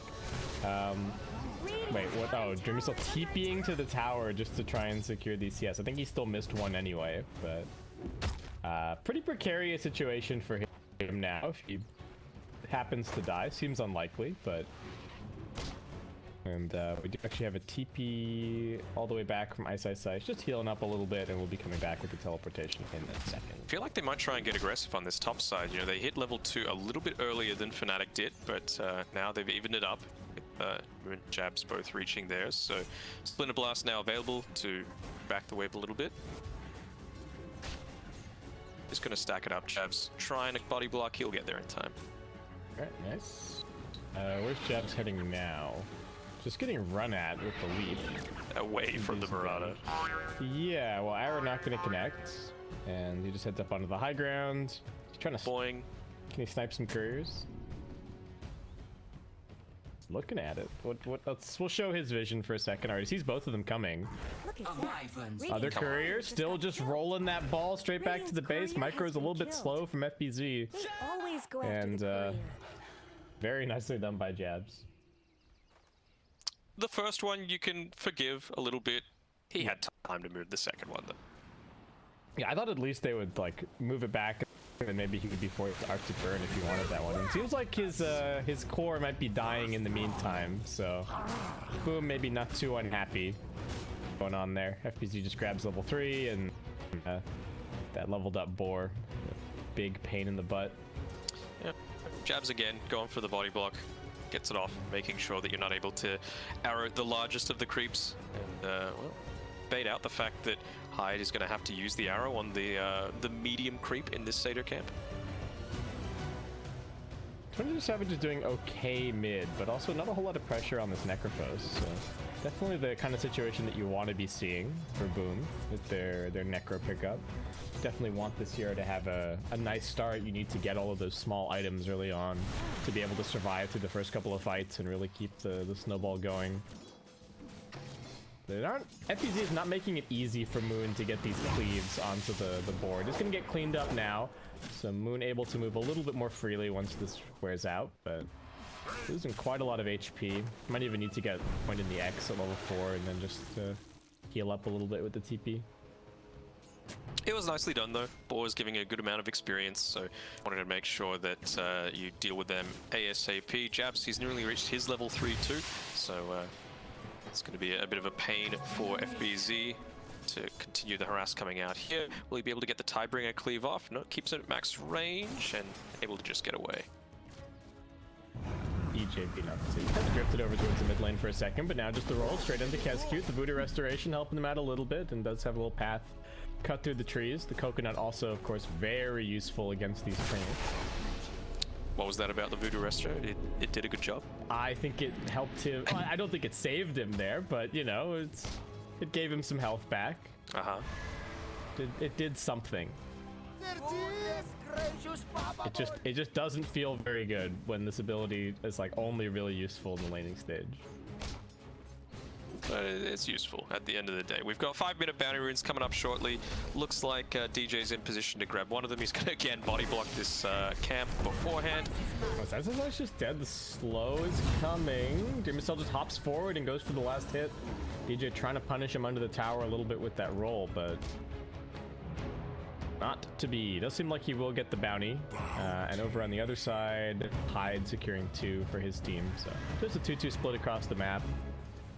Well, just lacking a little bit of communication there. Like with both of those deaths, right? Like previously, Moon went down because Jabs had gone to get both of those couriers, and he did a great job in doing it. But leaving him on his own, maybe extending a little bit too far, so dying as a result. And then similar sort of situation there. DJ was in position to grab the bandits as well as block the camp, and maybe Ice standing a little bit too far forward. So I'm sure it's something, a small mistake that they're able to fix up, and I'm sure it won't impact them too much. And it does show the cost of kind of going for these more team fight oriented supports than laning oriented supports, right? Like DJ and Jab's not able to accomplish as much just by sitting in the lane, so they're looking for alternative plays and trying to give as much experience to their cores as they can, but that's where you can get punished by the Mirana and the Witch Doctor with their a little bit more lane prowess.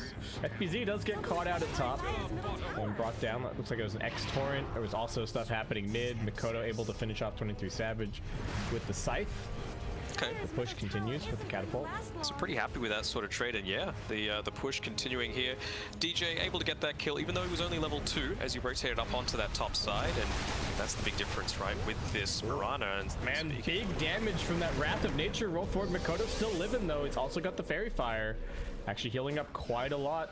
Seeming like the Necrophos might be able to get out of this one. Not enough mana for the Splinter Blast on Jabs. They're still chasing. Rolling Thunder in 3... not the Rolling Thunder. In 3 seconds time. Mikoto healed. Is going to get caught. So they get that kill. They will end up losing Ice as Dream Assault rotates in here. Hops over the cliff. Jabs, you're not safe with your wings. And that will be a double for Dream Assault. So good cleanup at the end of the day for Boom, but at least they got the Necrophos kill. Yeah, nicely done by Boom. They're making some good rotations, making sure to prioritize the higher value targets, and this here as well, the slightly greedier play with Mirana being able to secure her own farm. She's a full level ahead of DJ essentially. Yeah, very nice. Yeah, you can just constantly arrow up these camps. I think he grabbed another big Hellbear on the way back. Dreamcell is just going to be going for the Battle Fury here. Up top, Moon getting caught out by the Roar, and a very easy follow-up after that. They've already got the full Dominator on the Beastmaster, so these boars are doing a ton of damage. And, well, the Kunkka as the Beastmaster counter may be looking a little questionable this game, or maybe it hasn't worked out the way that Fnatic were quite hoping. Not quite, and like this enormous wave, you've got the aura from the Helm of the Dominator, as well as, of course, the Dominated Creep, and this tower is mincemeat. You want to be able to commit your Wyvern to it, but had previously used it, so not quite able to do so. And there's no trade really happening on the map. The Necrophos is just sitting mid, pushing it out. Dreamcell taking some nice farm underneath his tower. Up mid, Scythe coming through. Mikoto getting got on. That Wrath of Nature just popped him. I want to check. Can you check the combat log for me on how much damage that did? I don't want to crash my game. Sure. Oh, Ice arrowed. Kescute does not have the level 6 just yet, but I think he might just be dead to the double Starstorm. Torrent trying to protect him, but one more Maledict proc is gonna. I'm doing. It was like 800 damage. Oh man. And he had the Growth Shroud on as well. I'm pretty sure. So. Yeah, not a fun situation to be in, but still, Boom ahead. 3k the lead right now, just able to make these plays a little bit earlier with their heroes. The Beastmaster already very active on the map, and tier 1 tower mid lane about to be brought down. Fnatic, I don't know where the playmaking potential is really going to come from. They've been doing something with the Wrath of Nature at the very least, but this Vengeful Spirit pick just feeling a bit weird, you know. It kind of feels like that mid Tide or the mid Slardar that we had. Just got the arrow onto Jabs here. He's going to be able to maybe juke his way out. Farm up a little bit in the meantime. Don't think they want to be able to have to pop this this ulti. No. Yeah, that'll do. DJ really wants to get in here to snipe an outpost for his team. Oh, I think he's a little bit too late. And even then, looking like it's just going to be a free kill. Kezcute and Dreamcell camping it out. I think Dreamcell maybe wanted the kill, but it will be Kezcute securing it in the end. So both outposts as well being controlled by Boom. So great start to the game by them. Yeah, this is a fantastic start, and they can really just keep rolling from here. Right? You got a Necrophos with good net worth. He's just going for a mech. Beastmaster going to be going back for a Vlad, so very easy Roshan taking potential. Ursa can fight with basically no items, so he can just keep moving towards this Battle Fury and become a big bad bear. There aren't really that many counters to him. And Moon, not very high in the net worth. Looks like they are trying to activate their Kunkka a little bit more, maybe get a boat going. Running through Savage. All right, nice deny. They've got good chain stun coming through. This Necrophos is quite tanky. Wrath of Nature. Double kill actually for Moon as he also cleans up Kezcute on the back lines. Okay, that was a nice move. And over on the other side, Hyde getting caught up by the Winter's Curse is going to throw out the double leap just to open up some space. FBZ with the net from the Dark Troll, locking down 23 Savage. Trying to TP out, but 23 Savage is running towards him. Wait.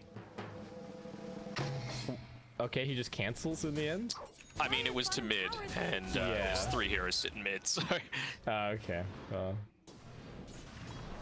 I guess they didn't have anyone else coming top to be able to kill him, so...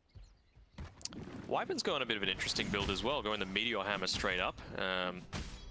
Wanting for that extra little bit of teamfight control. I guess you've kind of got it with, you know, the Kunkka, the Venge, the Nature's Prophet. You can keep people held in place for a fair amount of time, and they've got a bit of that luxury as well with the Keen Optic being revealed. Oh no, sorry, that's on the other team.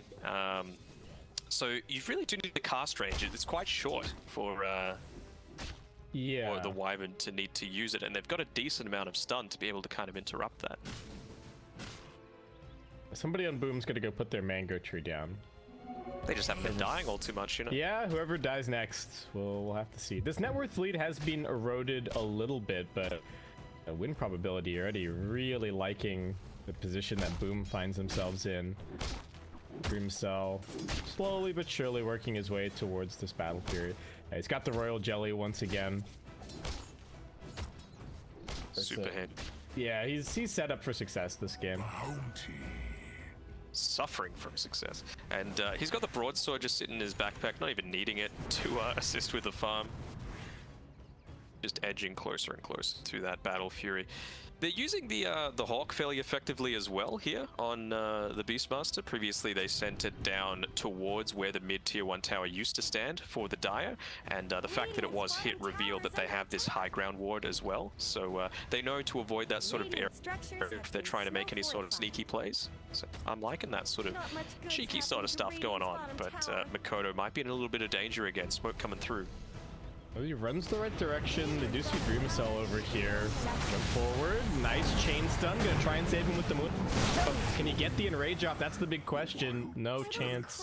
Just locked down too long with the silence. And okay, good kill for Fnatic. Can they find anything else? Top lane's getting pushed in by the Beastmaster. Wrath of Nature proving to be a bit of a problem for these summons, and those need to head back into the jungle just for a second. We'll get the quick T-ward.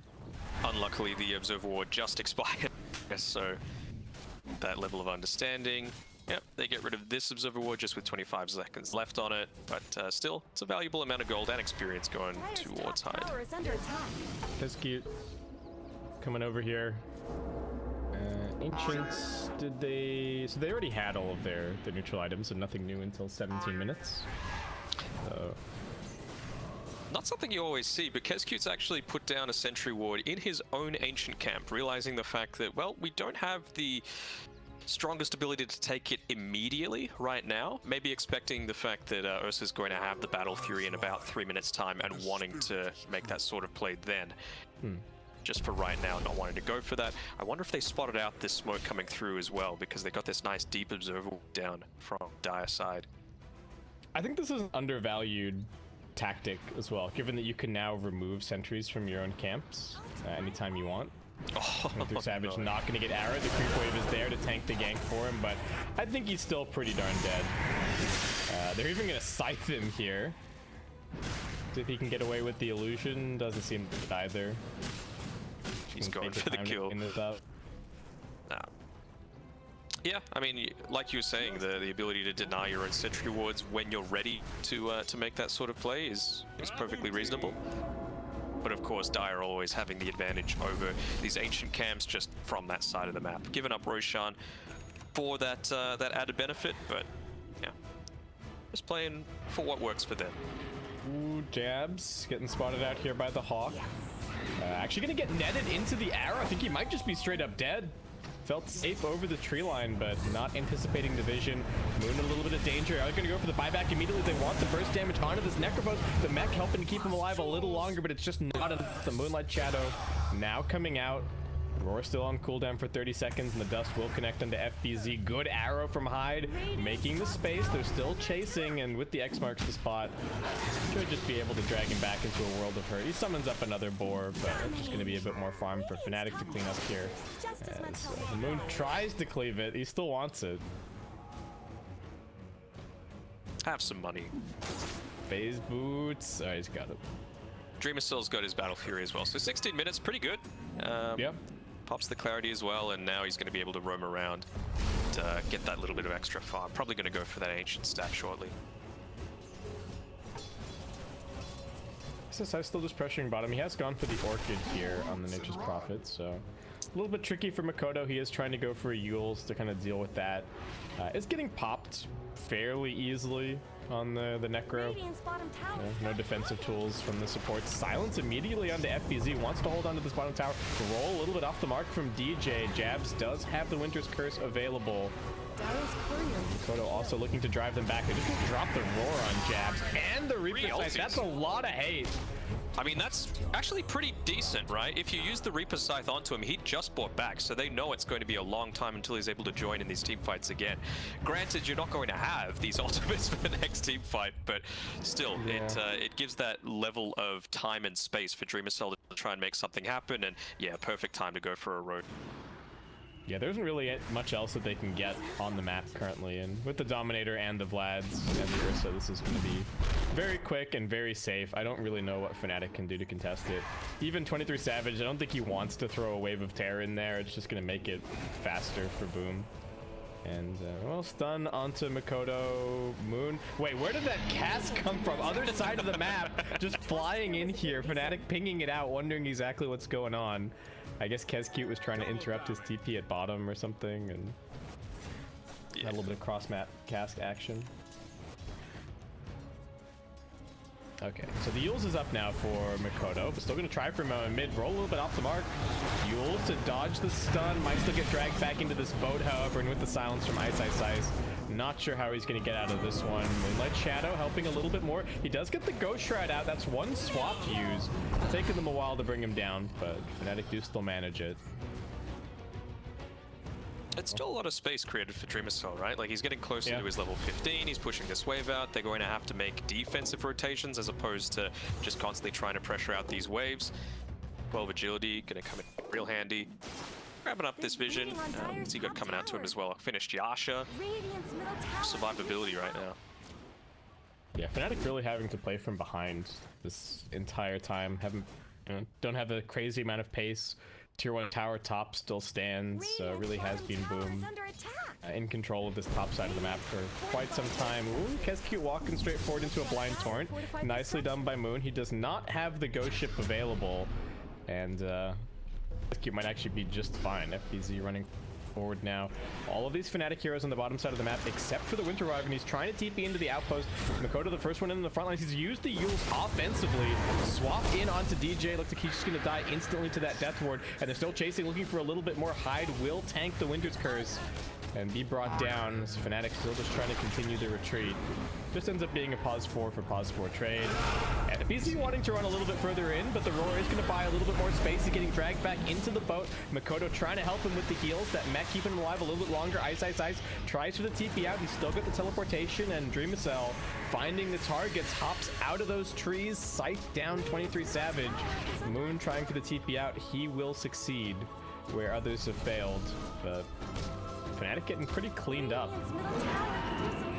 Slight misplay coming there. Could have maybe picked off the Kunker at the end of that. They had the clumsy net available on the Beastmaster, but just not opting to use it.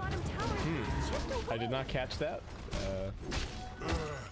Sure what was going on with FBZ. So we did buy back on the Mirana. Yes. So a little bit of an extra cost to that fight, but still very close on the net worth. Experience in Boom's favor. And I don't know where the scaling or the the late game is really going to come in for Fnatic. I don't know what this Vantage is supposed to do this game. It's like he's got a Manta. They're going for Dreamacell at bottom. He's got the Aegis. His team is running over to try and help him, but they're a little bit far. The Moonlight Shadow doing the work though. He's not even lost the Aegis yet. Just chops his way out of those trees. Hasn't even had to pop the enrage. The boat completely whiffing. The arrow now connecting. Moon, he's already used the Heaven's Halberd. They're trying to control Makoto. Jab's not even going to bother trying to channel the Meteor Hammer, and here comes those Fury Swipe stacks. Dreamacell with the double kill. Boom going to look for a little bit more. Moon able to run back. All right, that's net number 1. Here comes the arrow. DJ with the kickback. That should be enough to keep Kunkka out of harm's way. They are looking for an X-Torrent onto Hyde. I think Makoto's here with some heals for him, no problem. Yeah, that last hit from the Ursa just doing a casual 470 damage with the 9 stacks of Fury Swipes on him. Nice. Good stuff. And yeah, he's still got another minute on this Aegis. Dreamacell level 17. What do you do? And well, Jabs, he's got these 4 points in the Cold Embrace. Seemed like a good game for it, but they just, even when they save somebody, they just don't have any way to push the team fight back the other direction. And it feels like Fnatic now starting to run into some pretty hefty damage problems, right? Like, yeah, and it feels like they're getting picked off reasonably well, right? They've got a good amount of magic damage coming through their burst, but we haven't seen a single Meteor Hammer come off, right, from Jabs. It seems like a really greedy build to go, especially when you don't have that cast range, and a bit confused about it. Something like a Glimmer Cape would have at least A, saved yourself, B, saved a teammate, or at the very worst, forces them to commit into extra detection, and so you're kind of hindering their net worth in a small way. and it's not like you're a Treant or a Nyx, I guess, either, where you are going to use the Meteor Hammer to push out waves. You've got Splinter Blast. You've got one of the best pushing abilities in the game. So this Meteor Hammer is really all about the combo potential with the X, with the Winter's Curse, and we really just haven't seen it used. You just can't get close enough for Fnatic. Yeah, it's a very short cast range, so I don't know what the plan is. He's gonna go for the Blink next, but you gotta remember this Meteor Hammer could have been a Blink or an Aether Lens or something to just make getting these other spells off a little easier. The gameplay is to pray for 4 minutes to come up and for a telescope to drop. That is the gameplay right now. FBZ just has the full pipe picked up now, so not even bothering with a Necrobook this game. Oh man, they're going to Deso and Savage. Seeing in on this pickoff potential. Have they finished the Nullifier yet on Ice Ice Ice? No, not quite, so he's still 1,000 gold away. Fnatic maybe looking for something here, but there is also a smoke coming in from FBZ. They've got the vision in the tree line. Moon gonna get roared. They are trying to save him. Curse only onto one, however. Here comes the Meteor Hammer. Hyde getting locked down for a long time. Can he get the Yules off? He won't be able to. Moon able to pop the BKB and continue fighting. Not losing too much life as the paralyzing cast bouncing around Fnatic. They bring in everyone. And DJ even chasing in looking for a little more, but FBZ's already made his way out with the TP, and Dreamcell is still just farming, making his way towards the Satanic on the Ursa. I mean, it's just hide, you know, at the end of the day. Let's be honest. It's 50 seconds until you've got your ultimates off cooldowns, so I suppose they're going to be up for when you're trying to contest this this next objective, and they don't have too much to be able to push this out defensively. Okay, nice little sidestep. Dust is going to connect, so looking like Heskey will end up going down in the end. And the aggression starting to get turned up a little bit for Fnatic, and with two heroes dead, Mikoto not looking very safe under this tower, but he does have a lot of defensive tools. He's already popped the Ghost Shroud, he's still got the Yules. 23 Savage losing some life. They do get the stun onto the Necrophos. He's still got stick charges. Yules is now. Dreamcell finds one target. DJ brought down. Jabs manages to connect with the Meteor Hammer, so it's some decent damage, but Makoto's still trucking forward. Jabs getting spotted out in the trees. Here comes those Fury Swipe stacks. He'll have looking for the combo onto Makoto. Is it going to be enough? Curse coming out, buys a little bit more time, but Jab still ends up going down, and they still just can't kill this Necrophos. Scythe onto 23 Savage. Moon is trying for the BKB TP out. That's fine. Ice also escaping. DJ buying back in the midst of all of this, but the team fight's already done. And Makoto back to full HP. Kescute, even with the Death Ward nearly dying to the Venge illusion. I think he might have dropped if he had the complete Desolator, but yeah, again, another good fight going the way of Boom, rotating at the perfect time on Dreamcell, making sure that yeah, it's only there when needed. He's getting a lot more efficiency out of the map, and that can be seen from the 4K net worth lead he has over any Fnatic hero. Well, we'll just have to see if this Nullifier is going to be the answer.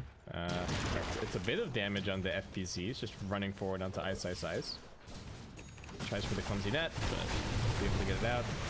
I mean, he could have netted him that whole time, but arrow connecting onto Moon. He's gonna get saved for now by Jabs. Dreamcell needs to be careful. Doesn't have that Aegis anymore. DJ just trying for the rollout. Does make it.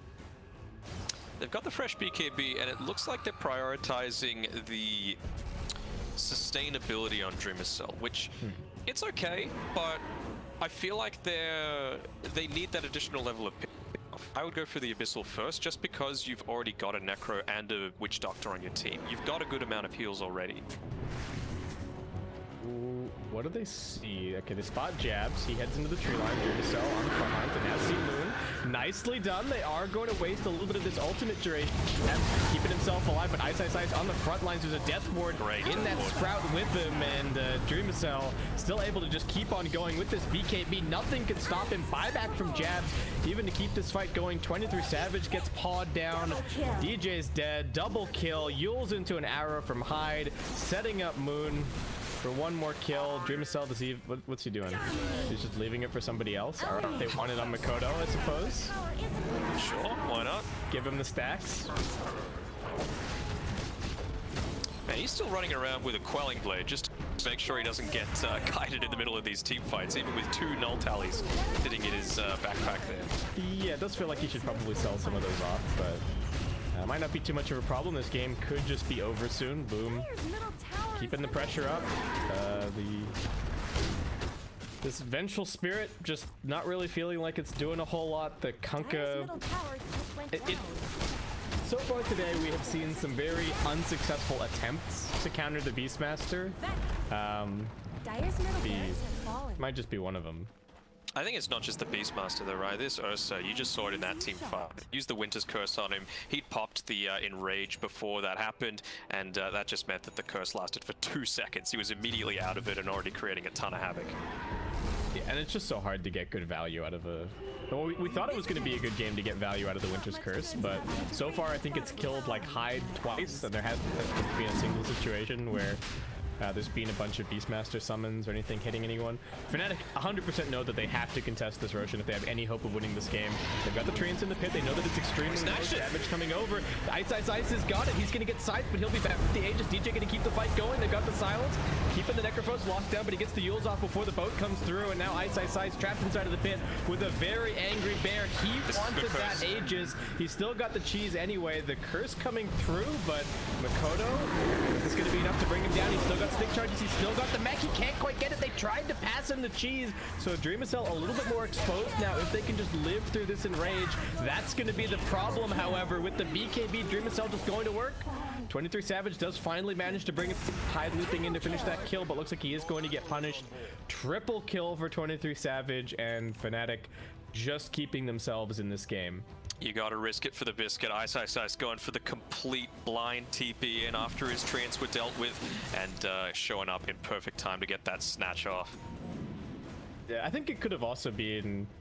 would have been a different situation if Ursa had kept the cheese for himself. I think he could have kept on fighting there, but yeah, that one play definitely making that whole team fight. We had 2 buybacks, I believe, the Nature's Prophet and the Witch Doctor both buying back. Middle tower shouldn't have to take this abuse. Wait, no, Prophet didn't buy back, did he?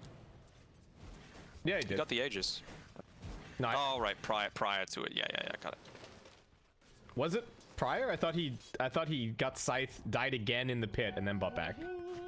Maybe he did. I thought that was the way that went down. No, that does look like it. There was so much happening. That's alright. That's alright. They're still looking for Ice up here. They got the Hawk moving forward. They do see him. FTZ can just chop through these trees. If he dies, that's again the buyback. Yeah, he's dead for a very long time. Okay, sniped out by the arrow and dead for 100. Ursa now just respawning. She's in base. Oh yeah. Still's got it. I wonder if that was nearly the play of, say, Makoto saying, well, wait for another 5 seconds if we can, because his Reaper's Scythe was nearly available there. Oh, that would have been... oh, what's it? An extra 35? Yeah, that could have been pretty good. Ooh, go. But not for Fnatic. What are they looking at? Just don't pick it up. Let's pick it up. It looks like Hyde. I think Hyde's on his way. Yeah, he's got it. The fact that it's AoE as well is nuts. Like, Witch Doctor's already got the key, so he's going to be able to... they're trying to swap into the Meteor Hammer with cute play, but Makoto's still pretty tanky. Here on the front lines, getting dragged back into a Torrent. And work down, they do have this repair kit also going to work. Lotus Swap, not doing anything. Dreamcell pop in the enrage, looking for the stacks onto Jabs, also getting arrowed. Don't think he's gonna get this curse off. Dreamcell using the BKB just to ensure that kill. 2 dead so far on Fnatic. Ice still waiting 30 seconds to respawn. Moon now caught out. Scythe reserved for him. He does have a buyback. Central Spirit heals up into the air. 23 Savage just gonna keep on fighting. Does turn around onto Kescute, doing some decent. He's still got the illusion. DJ rolling in. Good magnetize, spreading onto everybody. But Boom's still looking very healthy with the Necrophos heals getting pumped through.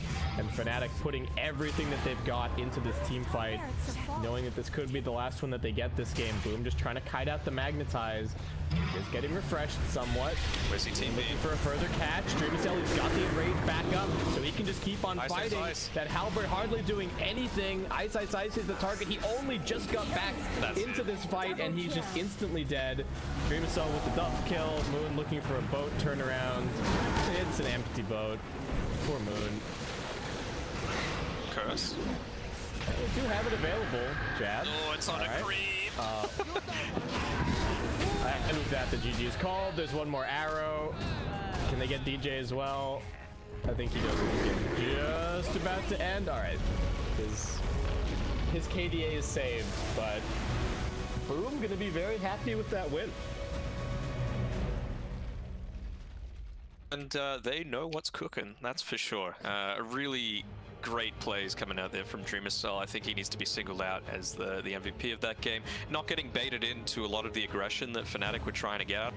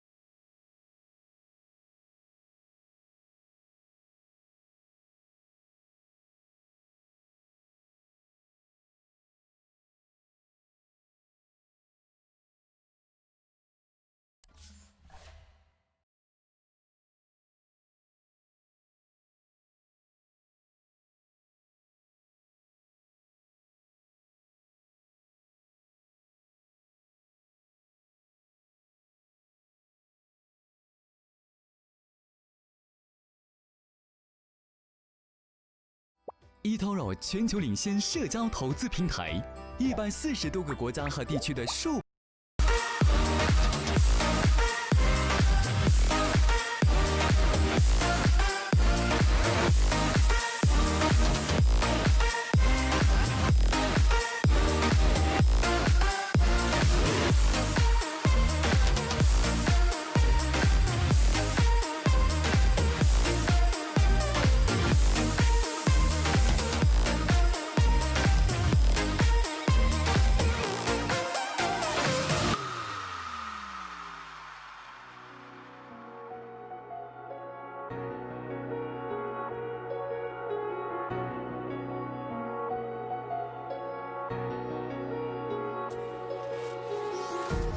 Empty hearts and neon lights, they're playing with my mind.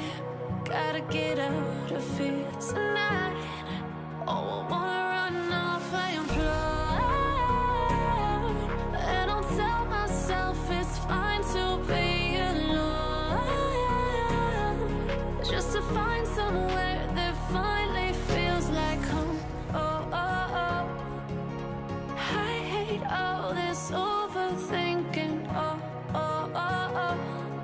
The more I swim, the more I'm sinking. Take me to a world of silver. No more heartbreaks, tears, painkillers. Take me somewhere unfamiliar. Bring me back to where we started out. Get me out of now. To where we started out. Get me out of now. To where we started out. La la la la la. Oh, oh. Get me out of broken hearts and starting fights, turning truth to lies. Gotta get up, stop wasting time. Yeah, I wanna run off and fly. And I'll tell myself it's fine to be alone, just to find somewhere that finally feels like home. Oh, oh, oh. I hate all this overthinking. Oh, oh, oh, oh. The more I swim, the more I'm sinking. Take me to a world of silver. No more heartbreaks, tears, painkillers. Take me somewhere unfamiliar. Bring me back to where we started out. Get me out of now. To where we started out. Get me out of now. To where we started out. Oh no.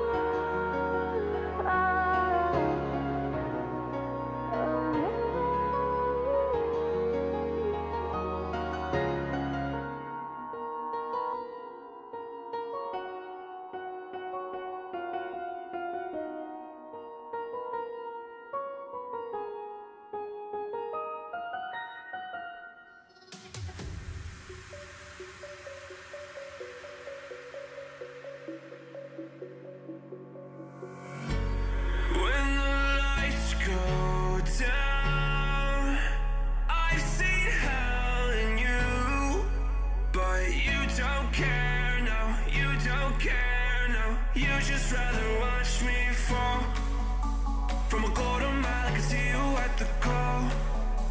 Think about it, ring won't tell you what I saw. When you break it off, you'll see who had it all. You had it all.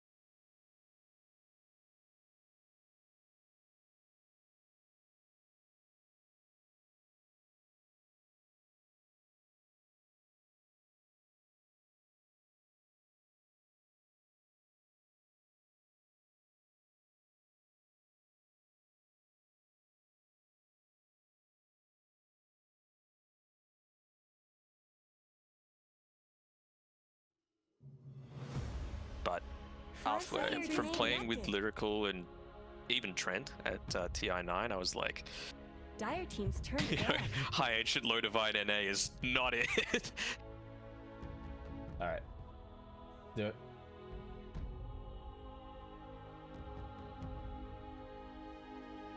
Welcome back, folks, to BTS Pro Series. We got game number 2 for you. It's Boom Esports versus Fnatic. And oh, I do have the overlay the right way around. It is Boom leading this 10 series. seconds remaining. Danog, are you happy? I am happy. Do you have your Dire team's turn to ban. your Garana and Taurine Pipeline Punch juice? I do. drink? I'm still working on it. I didn't have much time to drink it during that last game, but now we're in the draft, so. It was pretty hype, right? Like, how many minutes did it end up being? Like 30 something? I feel like I don't have a good sense anymore about, because people hit like level 25 or like high 20s even in like the mid 20 minutes if it's like a fairly active game. Yeah, I mean, that was a 32-minute game, and we had Dreamer Cell at 24, which is pretty early. I think in the previous series as well, the Radiant team ban. Dire team ban. really quickly, but he was just having an insane game. But that's a new game, new possibilities, and Boom will be very happy at having taken out the first game of this best of 2. Similar to how Fnatic are a very different beast when it comes to playoff games, I feel like Boom are a very different team in the group stage. You know, they really show up. They take games off of teams that they shouldn't beat, but that perception is rapidly changing and getting more and more confident. They're getting deeper and deeper into these tournaments and themselves well to still push for one of those upper bracket spots. Yeah, and I think their drafting has been really quite solid. Radiant and I team's think turn to ban. that just seems to be very, very important. We'll just have to see what ends up happening this time around. Shaker getting banned at, you know, Boom going for some not completely off the wall bans, but a little bit outside of like that tier 1 meta. And that is going to make things a little bit more interesting. And this time around, Fnatic just going to get rid of the Beastmaster, even though they've got first pick. Yeah. Just maybe wanting to get their. I think they prioritize the Nature's Prophet a little bit over the Beastmaster, but they don't want to give it away. Again, I think the Beastmaster shapes too much of their previous draft. Yeah, absolutely. Like picking the Wyvern 10 and seconds whatever remaining. else. I think it could be just a simple. I wouldn't be surprised to see 5 Fnatic run seconds back with a remaining. very similar sort of draft. These bans look pretty similar. Boom probably have the Timbersaw ban coming up, just not wanting to give it up to Ice Ice Ice. But I think it was just the Venge giving them a few concerns. No, actually going for the Timbersaw. So is that sorry, the AA? So is that potentially saying you have to pick the Timbersaw, otherwise we will? I'm not sure. I don't know if I'm not 100% sure if Timber is quite that hero. I'm trying to think of the other heroes that like AA is particularly good against. Like, of course, Morphling, but 10 he's already seconds banned. What else comes to mind? Like Huskar, I 5 suppose. seconds remaining. DP's already banned. Yeah, any of these like these regen heavy heroes are really what AA is good against. But Fnatic now taking a second to decide Radiant team's turn to pick. what they want to do. I don't think they were quite expecting that, but they're going to stick to their guns and just go for the Nature's Prophet. So they imagine that they have a quickly formulated plan if the Timbersaw does happen to come. It's not like Timber is without counters, right? The hero is not an auto win, and I would say even on the more situational side 10 of like seconds remaining. strong, Radiant team's turn right? to pick. It needs to be against the right heroes. It needs to be against the. Doctor's pretty good against it. Yeah. So I guess the Witch Doctor again, just like good against Treants, feels pretty good in lane. I'll say, if they are thinking that, because Fnatic have shown that they're more than happy to give the Nature's Prophet to Moon, right? So you still need to keep this Timbersaw in mind. So with that being said, there comes a stage once 5 you hit seconds probably level remaining. 5 on the Timber, where you just need to abandon that lane, because there's absolutely nothing you can do against the Timbersaw to kind of push him Yeah. out. He's always going to stay there. He's always going to get farmed. So you need to pick a safe lane core that's able to rotate through the jungle, that's able to move around enough to try and get something done. Pango it's versatile enough, I suppose. It is one of those ones that FBZ plays a little bit more, so Boom having putting a bit more faith in the core Pangolier, but it's not questionable, but it's just something a little bit different, and we saw that different isn't always bad. It certainly worked out for them in that game 1.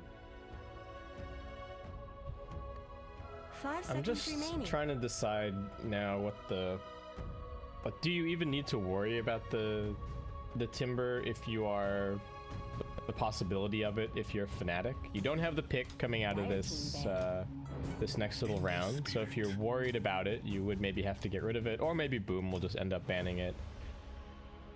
Ember gets grabbed, another very versatile hero. It's not really revealing too much from Fnatic, and the Searing Chains is very annoying for the Pangolier. If the Ember happens to find you in the back of the fight, then he can just kill you before you're able to get anything off. 10 seconds remaining. Maybe a little different if it's like the core Pango. Maybe you can survive a little longer and still get the Rolling Thunder out, but pretty aggressive from Fnatic. And I think they just want to be able to make more plays this game and have better lanes. I think we're going to have a very different look, especially on the supports. I think it's going to be much more laning focused, much more active, much more playmaking kind of from those two support heroes. All right, I feel like this be a Dazzle coming out because they played on Makoto a little bit. They don't want to pick it too early, but it certainly is a possibility. It works pretty well into both of these heroes. You know, you want to be able to counter a lot of that aggression. You know, minus armor is always great against this, and of course the poison touch. There's nothing really an Ember Spirit can about it. FBZ can play it as well, so there is that possibility, but I don't really think you want to be putting it in the off lane. It kind of needs to be that gotcha pick. So with the last pick of the entire draft, they have that potential. Yeah, I think that's a really nice idea here.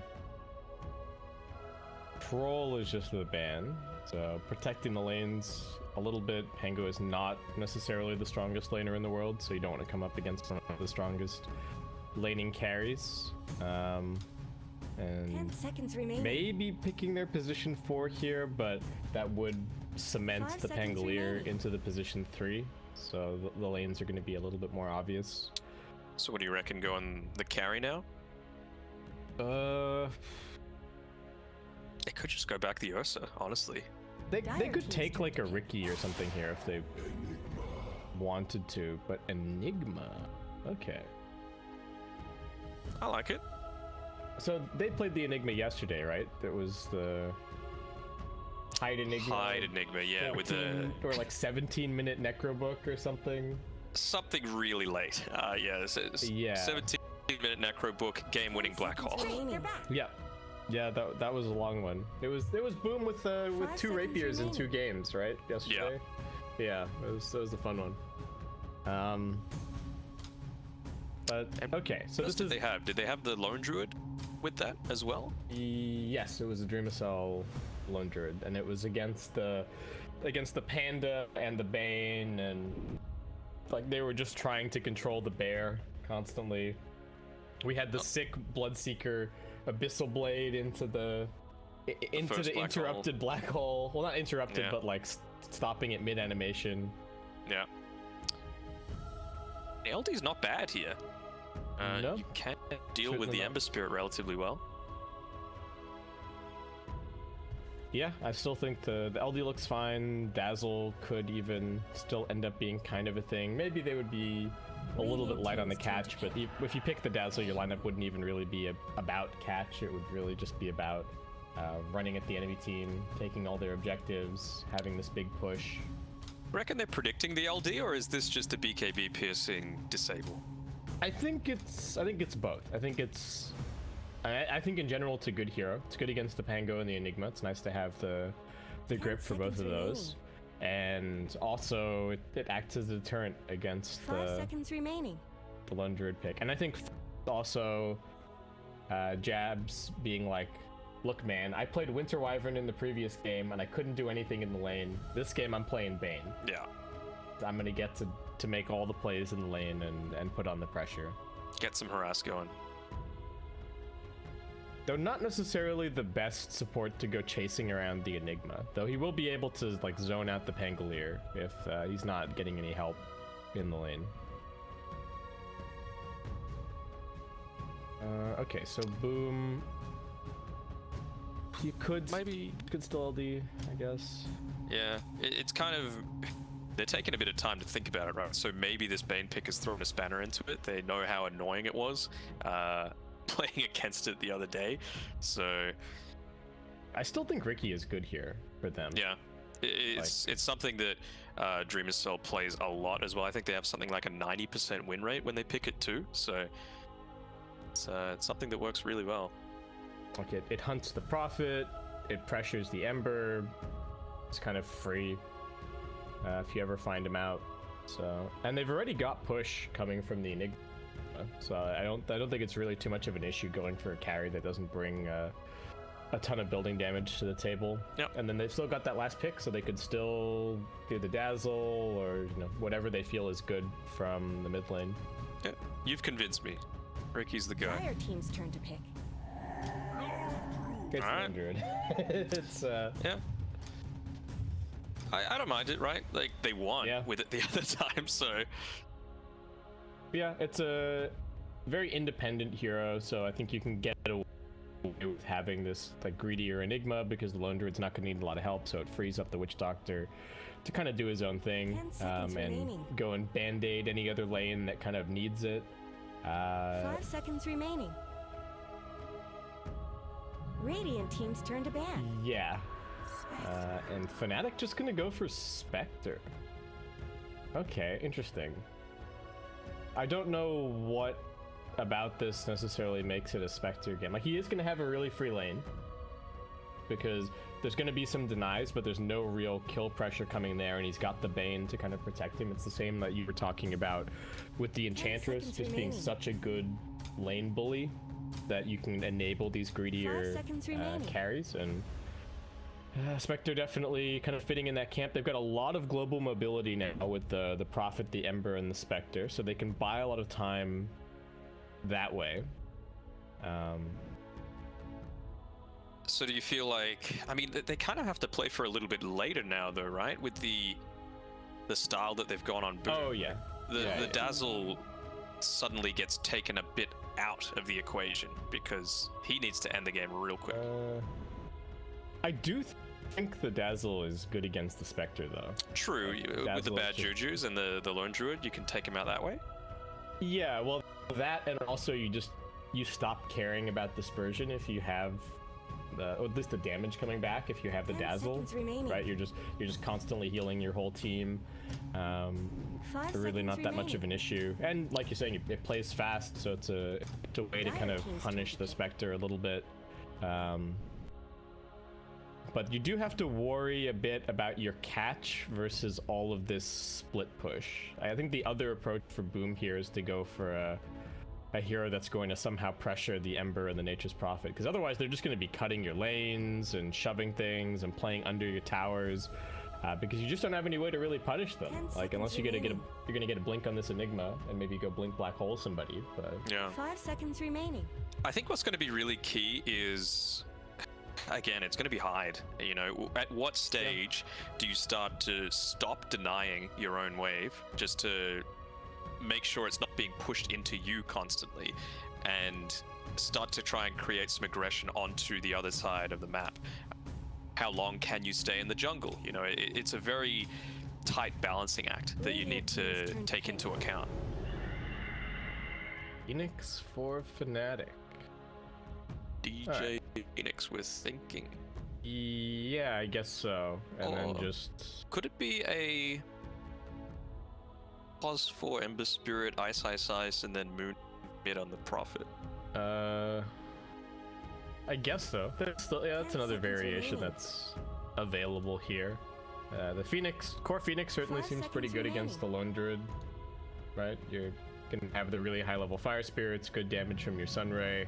Kind of hard for the Lone Druid to itemize against that at all. And yeah, with the Shadow Fiend coming out, I think that might actually be the better setup. But no, they're just gonna go for the kind of the standard play here.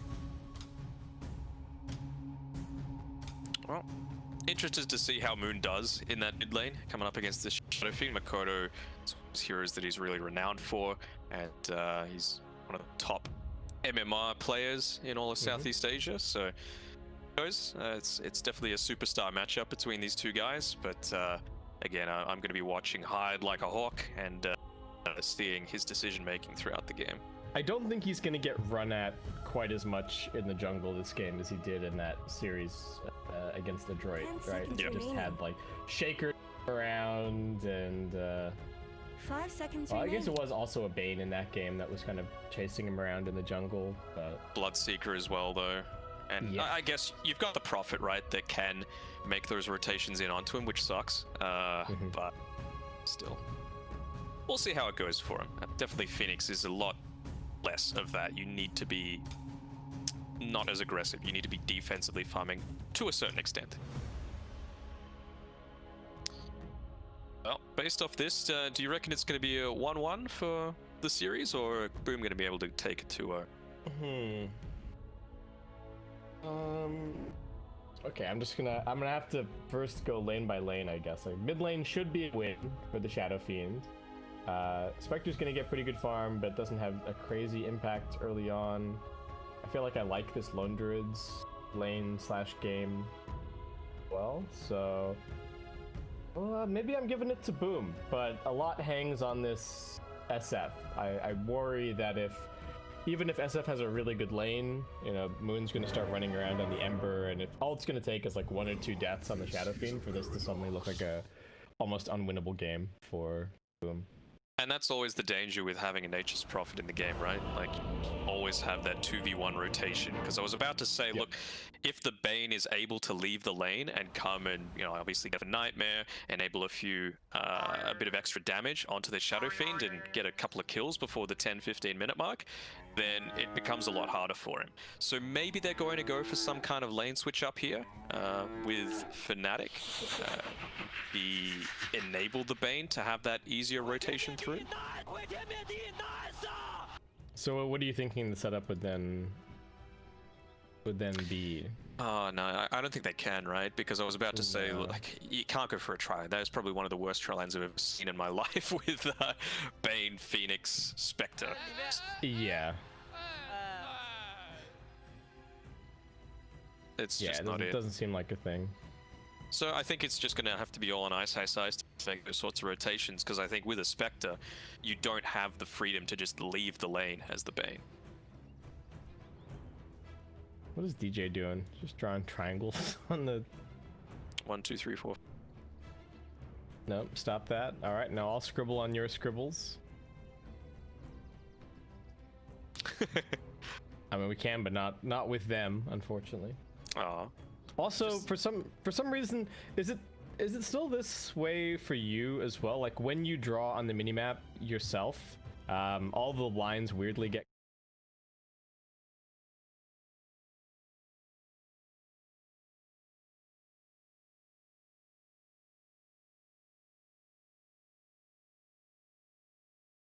The bottom right.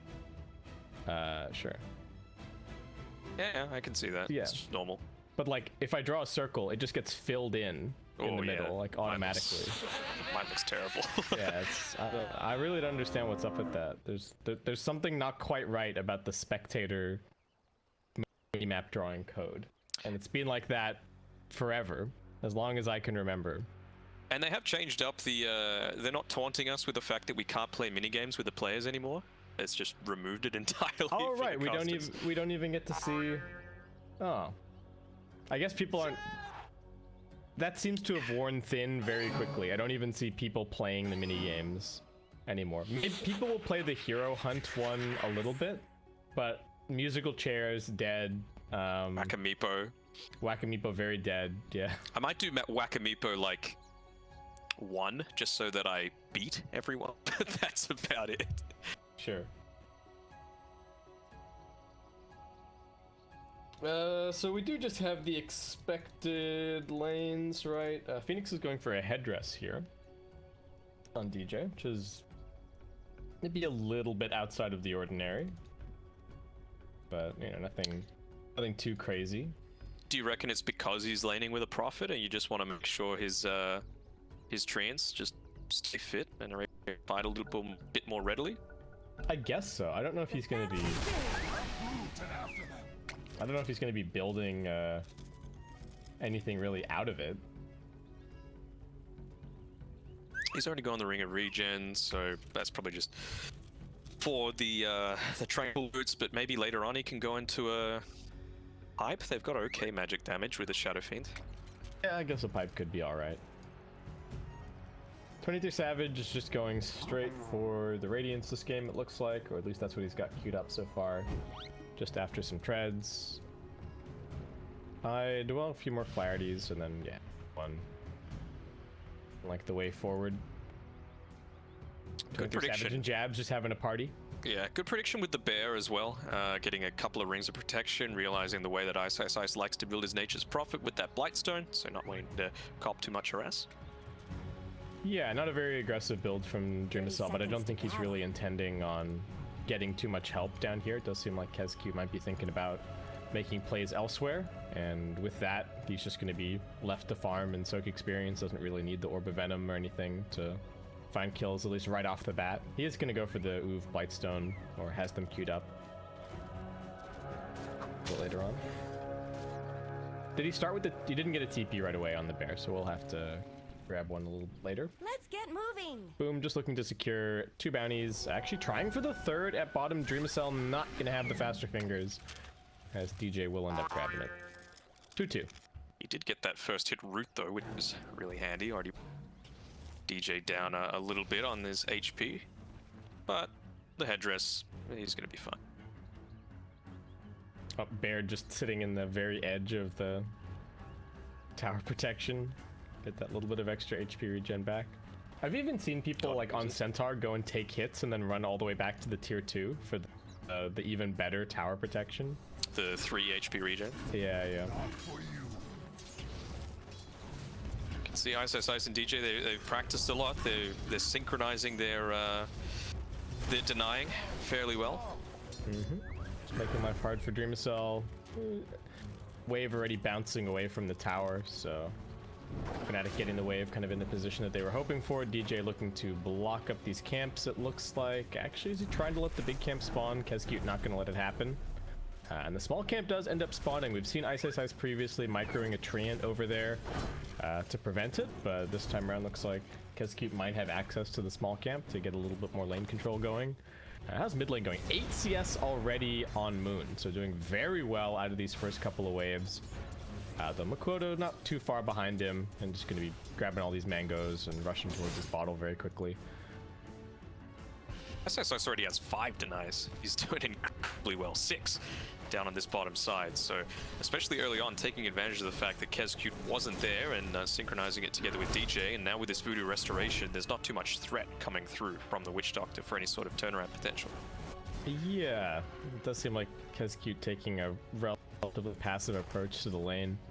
What has Hyde been up to? I saw that he was getting chased a little bit earlier. He is just starting to jungle up some stacking golems here. Trying to. I didn't quite get it. FPZ, lane's in a decent position for him. They know that the Bane isn't there, so seems like he's content to just kind of take the 1v1 fight. And, oh, Courier needs to be careful. Alright. Reconsiders his life decisions and does take a little path around. Map awareness coming through. Hyde is going to be a little annoyed. He just popped to clarity previously. Oh, well, say that. Courier's dead. Killed. Those things aren't cheap, you know. Not very fun for Jabs. He started with boots, so it doesn't have any more regen to his name. Jabs is still just farming away. 15-3 against 9-2 on mid. I feel like I should watch this mid lane for a little bit because Moon is putting in some work. SF is going to get the level 4 off of this creep. So certainly helpful for him, but Moon already has the bottle coming out. Yeah, oh, gets the deny on the range creep there. Not what you want to be seeing for this Shadow Fiend. The one thing that should be guaranteed for him this game is the laning stage, but so far, it's going the Ember's way.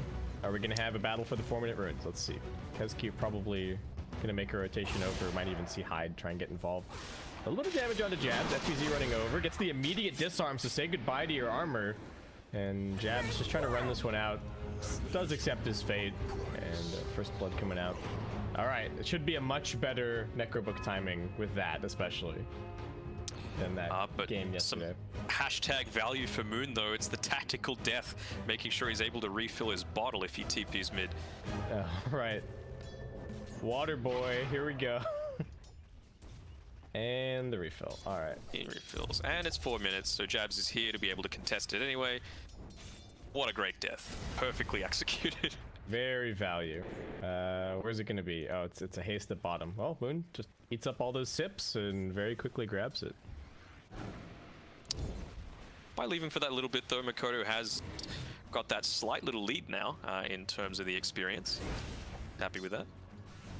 Yeah, very nice. And now he's got the level 3 raise, so can put a lot more pressure onto Moon. Up at top, Hyde a little bit low. Jab's coming in for the backstab. Courier just got killed. As DJ actually going to get Kezcute's courier down here as he goes for a stack pull into the small camp.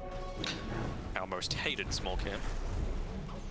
Well, at least he's got the rules, right? Those actually do some damage. Yes. But yeah, the Kobold's not doing a whole lot. Mid lane trade. Ice TPing in. Should have been watching there, but this is going to end up just being a 1-for-1. Nicely done by Makoto to at least find the kill before going down. I mean, There's a lot of pressure he was able on to him. do that with Jabs rotating and Ice. So you have to say that's a huge win for SF. Amazing what you found. Yeah, that's really nice. Well, Jabs comes and grabs a bounty over here. It does look like it's going to be 3 for Fnatic. Is just gonna live. What is Hyde doing over here? Does Shadow Fiend really want you being over here farming this camp? I am not so sure. I think it just got to the stage where maybe he needed a little bit of that passive experience coming through from the mid lane just to get onto his level 3. DJ's looking at him. Wants a couple of these Eidolons. Clear them up. Poor Hyde just never catches a break. There's never uninterrupted farm on this Enigma. It's really, he goes somewhere, somebody runs over, kills a couple of his Eidolons, he has to go find a new home. Get what you deserve.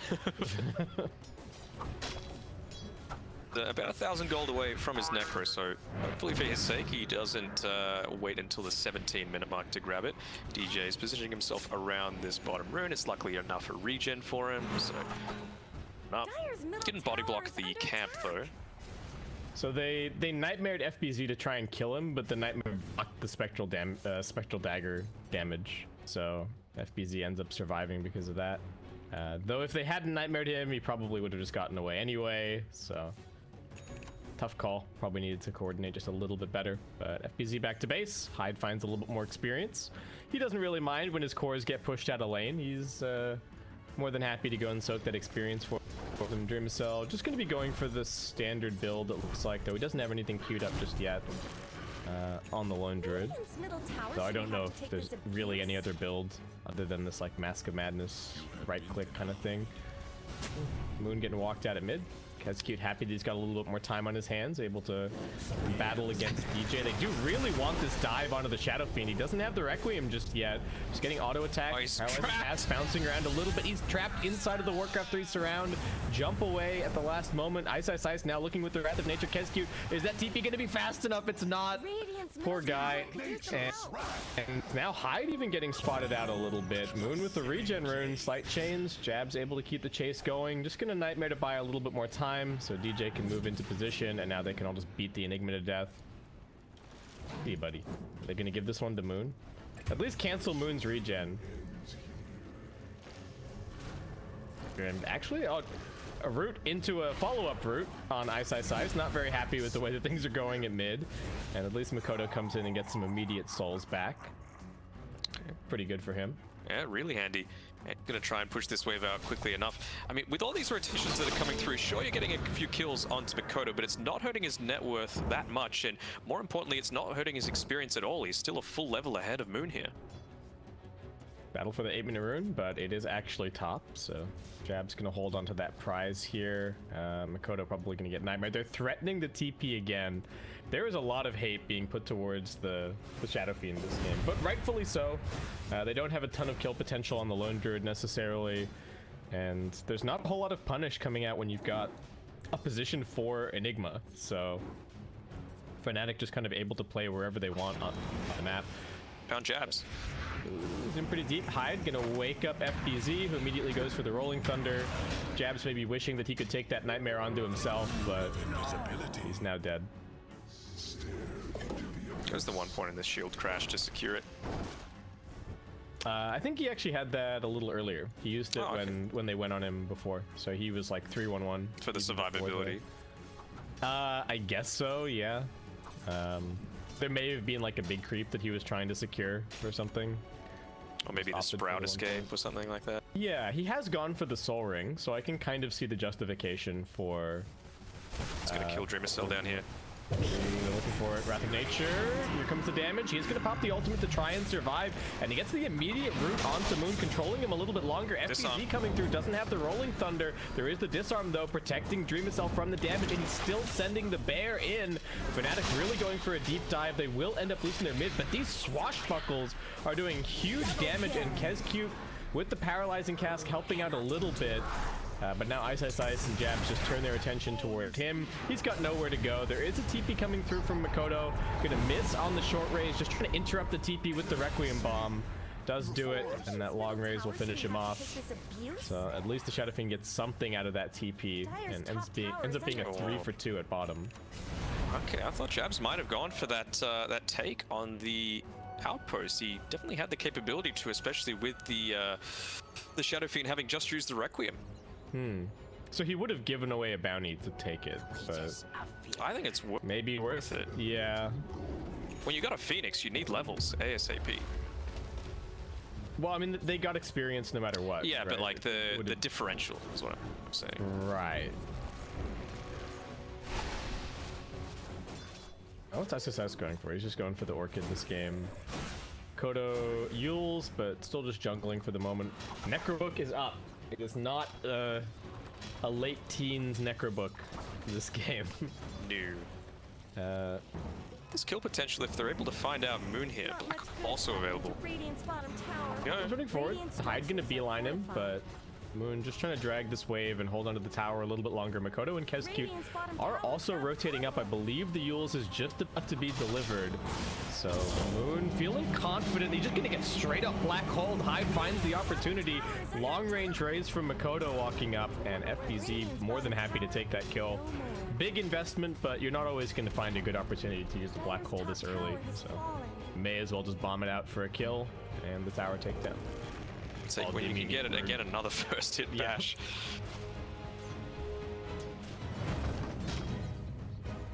They're beating on Dire's top tower. Oh, they're just gonna keep on pressuring. Hyde pretty happy to have all of the space. They've got a nice observer ward down, spotting any rotations into the Dire jungle. So it does just seem like for now we're gonna have a bit of a trade-off. Both teams taking one side of the map. Moon does TP all the way over to the outposts. Be looking for something down here. Is he going? Is this a Maelstrom first, or where's his courier? Dire's top tower is under attack. What is this Mythril Hammer about? Dreamacell gets the ultimate off once again. Trapped inside of the Sprout. They are going to drop down the Supernova. Can't really deal with that. So just going to try and run for it. They're getting body blocked a little bit, and here comes the grip. Lone Druid unable to escape, so Makoto just going to try with the Requiem to get the kill onto Moon. Nice triple raise brings him down. At least Boomer getting something out of these goes on the Lone Druid. I don't mind it at all, though. Again, they paid a lot of attention to Makoto early on into the game, and despite that, he's still sitting in first on his net worth. Sure, you're giving a little bit of space to Savage, and it's not going to be worthwhile, these, you know, one-for-one trades as it progresses on. He's approaching that Sacred Relic, but for now, be reasonably all right with it. I always feel kind of surprised at how quickly the Spectre can farm even without any real farming items, right? Like, you're just clarities and spamming Spectral Dagger, and that's enough to kind of keep you up there even with some of these really good flash farming heroes like the SF. Of course, 23 Savage has not really participated too much this game, he's mostly just been hitting creeps the entire time, but... Teamfight, right, was that one underneath this tier 1 tower at bot where he's sitting right now. He haunted in. Yep. So FPZ just going to go for a Blink Dagger next. Dreamcell does have the Mask of Madness up and is just going to go straight into a Desolator after that. Hyde Mech is queued up. Gets out somehow. Well, I think he's still... He should die to the Maledict. Yeah, I think he's still dead to this Maledict. He's going to maybe deny himself to the Ancients. Instead, he's trying to heal. Realizes a little bit too late that even the tick damage was going to bring him down. That's cute. Gladly takes that kill. He's got the Maledict maxed out, so it does a lot of damage at this stage. 23 Savage again. He knows exactly where to find farm and when. He just used the Death Ward, they just used the Rolling Thunder, so he's happy to be down on this side of the map despite lacking a little bit of vision here. It's Relic finished up. They are pinging him on the Lone Druid. They know where 23 Savage is, but the question is, can they actually do anything about him? Hyde jungling in pretty deep. There is already a Sentry Ward down from the Dire, but this Observer just a little bit out of range. Abs does have a Fiend's Grip available. Enigma fairly easy kill. They don't even need the grip for it. DJ actually going to end up being brought down by all the summons. Actually, that's really not that bad for Hyde. Needs to be said. Did he die to the... Yeah, Necrobook Oh, damage. okay. Right. What, so he just burned it up with the Sunray and that was just the end of him? I think it was already maybe a little bit low from jungling. Maybe. Is he looking for Moon? All right, can he keep the chain stun going though is the question. No, he cannot. Jads came in here to try and do something. Does get the Nightmare onto the Spirit Bear. Lone Druid gonna deal with that. So the Dreamcell Bear can just keep going forward. Finish this kill off. What's happening at bottom? Requiem bombed onto 23 Savage, but here comes Ice. They do have an Illusion Rune, so he's able to get out of the Orchid, but he might still just be dead anyway. 23 Savage walking away, Raindrop helping him out, and straight back to farm for the Spectre. You can tell Moon was a little bit salty about all those return kills that the ASF was able to get onto him, and perhaps underestimating the effect of that dispersion. So I don't even think he got the Requiem like dead on. Nah. There he wasn't underneath the Yules, so yeah, not gonna one-shot the Spectre. And Ice is TPing in. They've also spotted Kescute. This is the global mobility that their lineup provides. They've also got a Fiend's Grip over on Hyde, so he's going to be brought down near the Roshan pit. And Boom losing 3 heroes across the map. Fnatic can now really make just any play that they want. They're even going a little bit deeper, looking towards FBZ. Might be able to force out the Rolling Thunder. He does have the Swashbuckle to get out. Not much good's happening to Radiant's bottom But this is Fnatic gameplay, right? Like, taking fights at the exact same time throughout other sides of the map and forcing not necessarily poor decisions, but difficult decisions out of the enemy team. Yeah, they're always good at, like, teaming up just 2 heroes, and you know, the 2 supports teaming up to go and find these kills, I think is a great example of Fnatic really just having the recognition of when they're strong, when they're able to make plays. FBZ getting jumped in the mid lane, pretty much instantly popped. Kescute in some danger. 23 Savage still looking for him. He does have this Maledict on him, so needs to be a little bit careful with how he chooses to play. The Death Ward starting to come out. Hyde with the immediate black hole. And yeah, 23 Savage, maybe a chase too far. Hyde getting ticked out, looking like the Soulburn should just finish him off. Kescute trying desperately with that 1 point in the Voodoo Restoration to keep him alive. Maybe if it was leveled up, you know, that could be the difference. Maybe if it was a good ability, Gandalf, people would level it up. How about that? Buff my boy Witch Doctor, please. He's fine. Oh, maybe. Maybe he would be too strong if good. All right, first hit root coming through again. No, not locking out this time. So Moon is just going BKB this game on the Ember Spirit. Just threatening these TPs at all stages of the game here on Ice. He's keeping the lane pushed out with his army of treants as well. The little coconut men taking out this tower, or at least a few spears into it. So has Lone Druid given up on the Deso idea? Seems like it. Looked like he's just going for the MKB now. Radiant Spectre is just, it finds a People's Gift. Very nice. Anything to beef you up that little bit more. get some more dispersion damage going back. Makoto, this Shadow Fiend build just always feels kind of risky to me. Like you're really gambling on getting some big pickoffs with the Yules, and just sort of hasn't happened just yet. We'll see what he can do. Yeah. Can he maybe bomb Moon here? He's gonna try with the Rolling Thunder to keep him locked down, but he gets the slide off and just jumps away. Unfortunate, and lets him know about it immediately. With the Spectre as well, he opted to go for the little bit greedier build, going for the all stats and lucking out, getting the Vampire Fangs from that tier 2 drop, so he's not going to be impacted too much.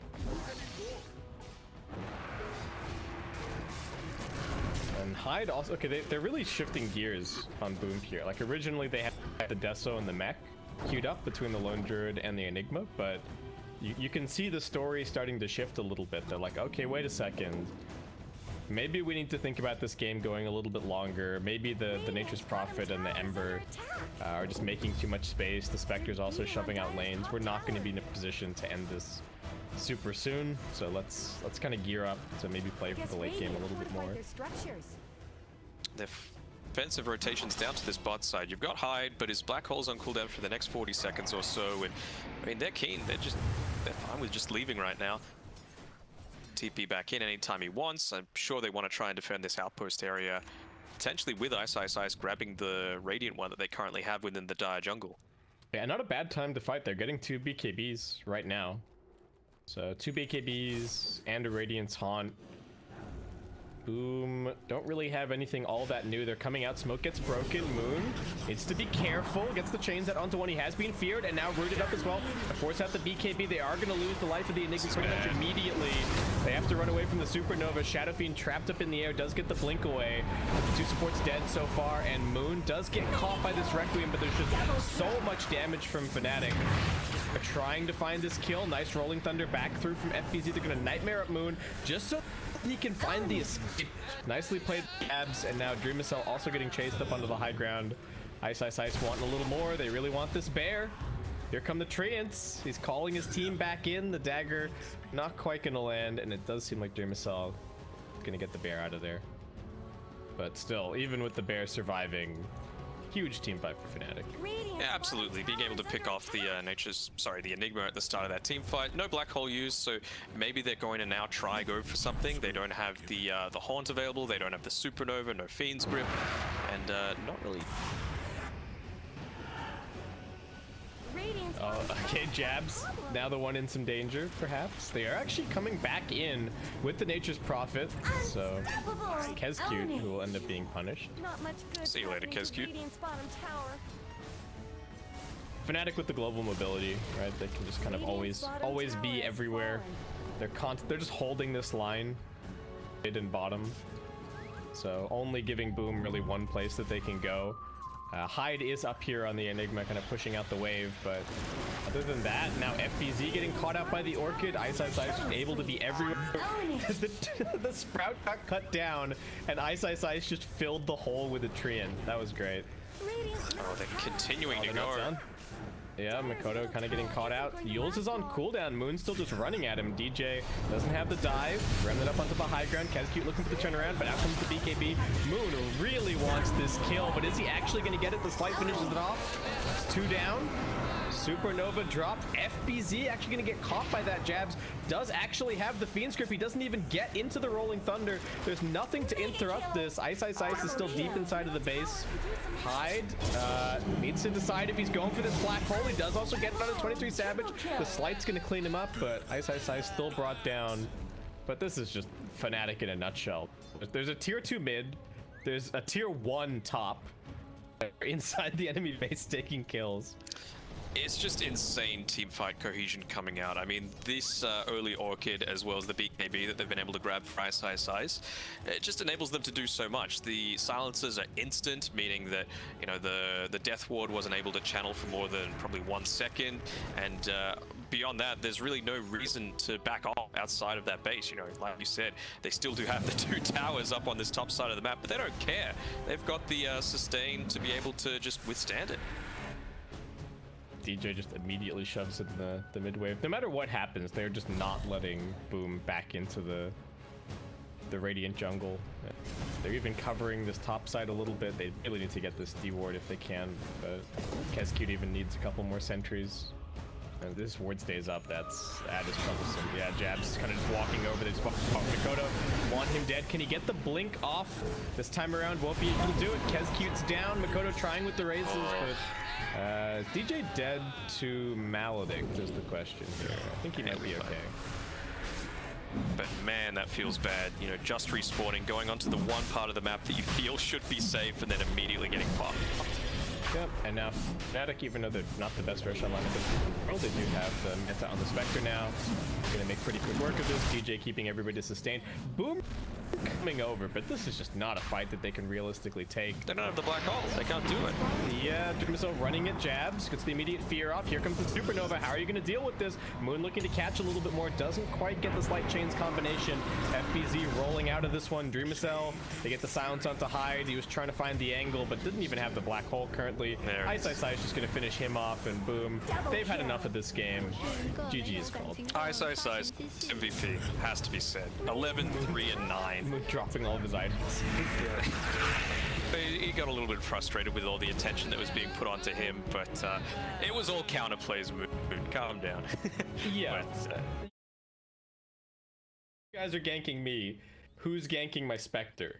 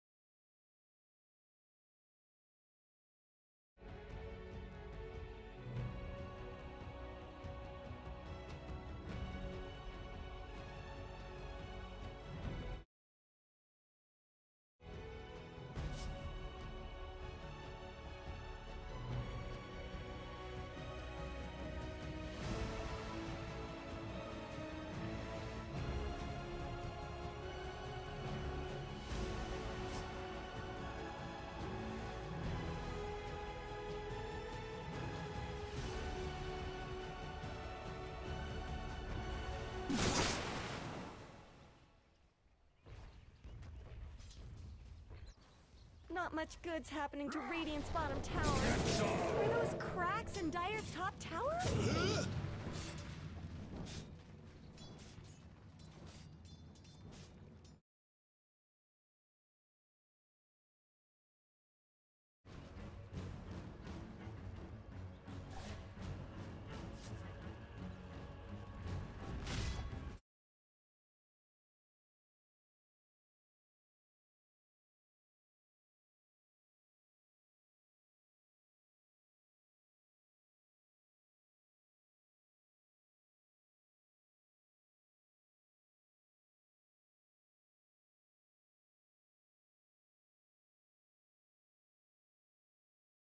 Dire's middle tower has fallen. Radiant's courier has been killed. Radiant's bottom tower's got problems. Radiant structures have been snow fortified.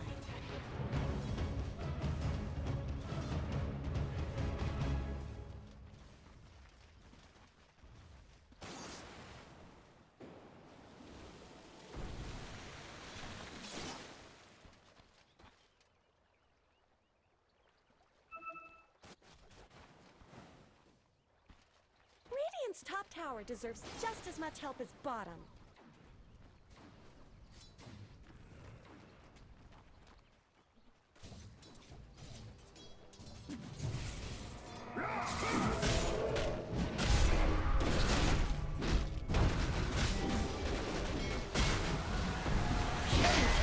Dire's middle tower isn't going to last long. Radiant's bottom tower's got problems.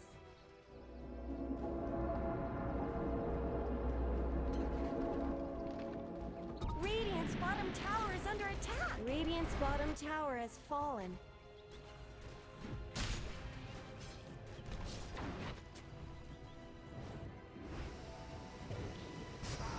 Dire have fortified their structures.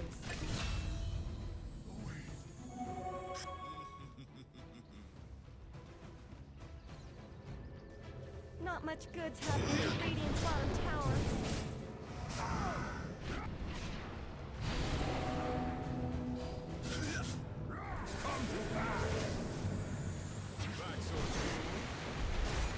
Killing spree.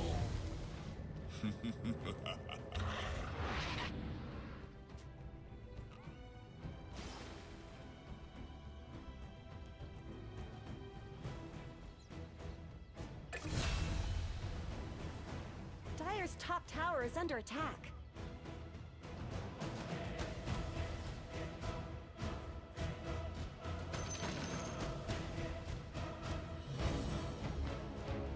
Dominating! They're beating on Dire's top tower. Dire's top tower is gone. Just a cold fog left behind. Never refuse gold given.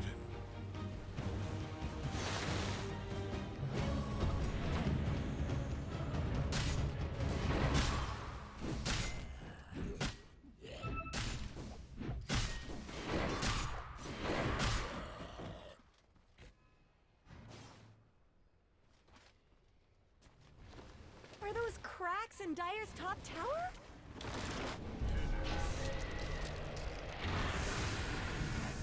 Ownage!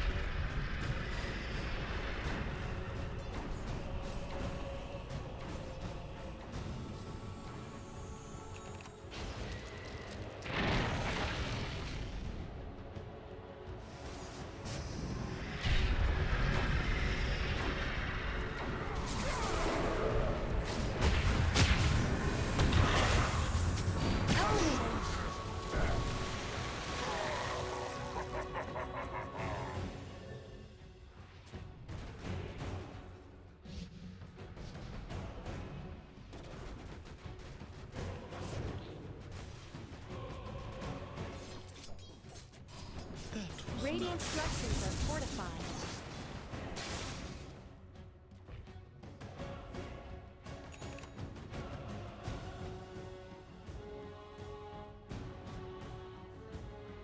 Got it.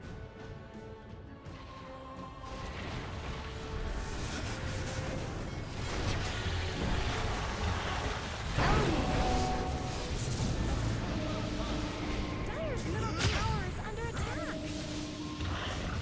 Radiant's top tower is under attack.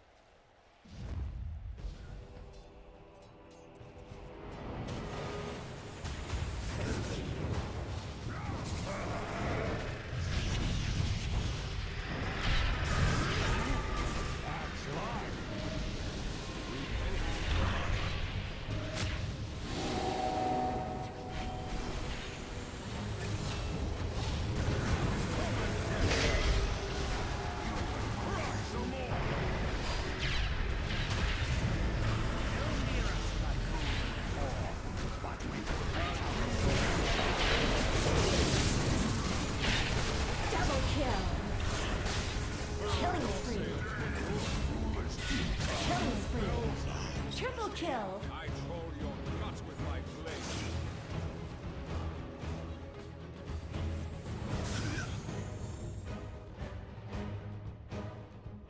Bounty!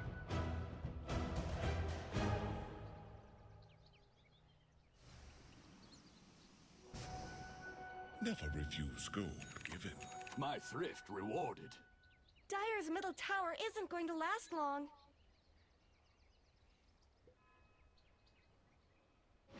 Killing spree. Oh, my leg. Someone better help Dire's middle tower.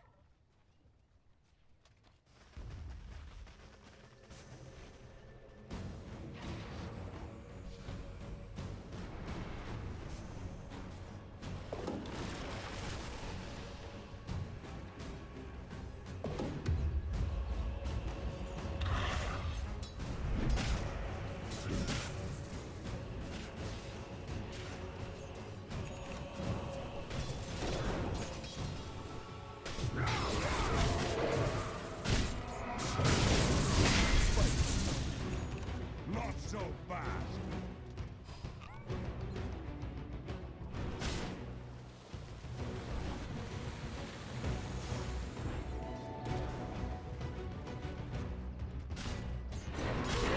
Double damage.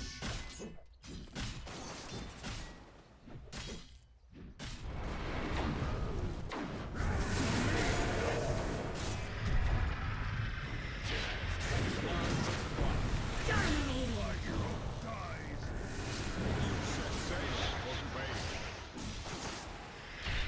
Got it.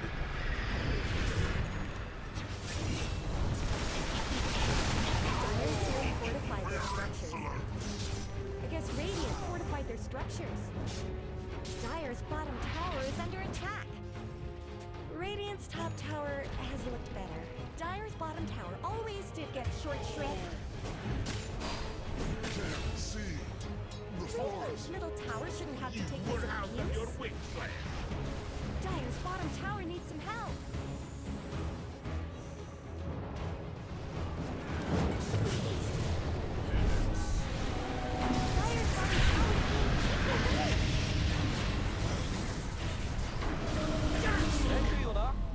Dire's bottom tower is being chipped away.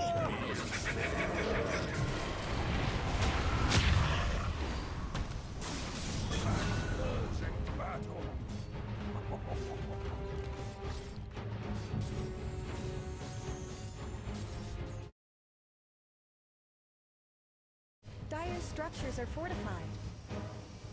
Dire's middle tower is under attack.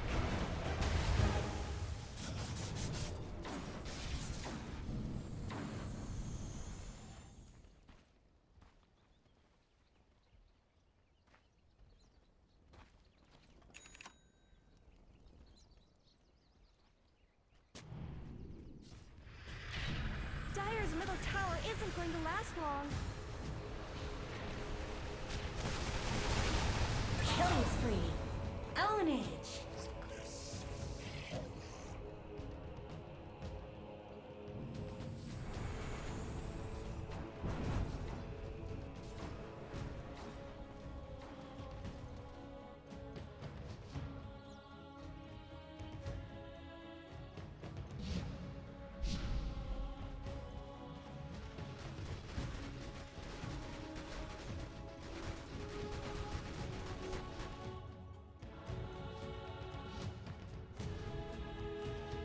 Who could turn away from this battle?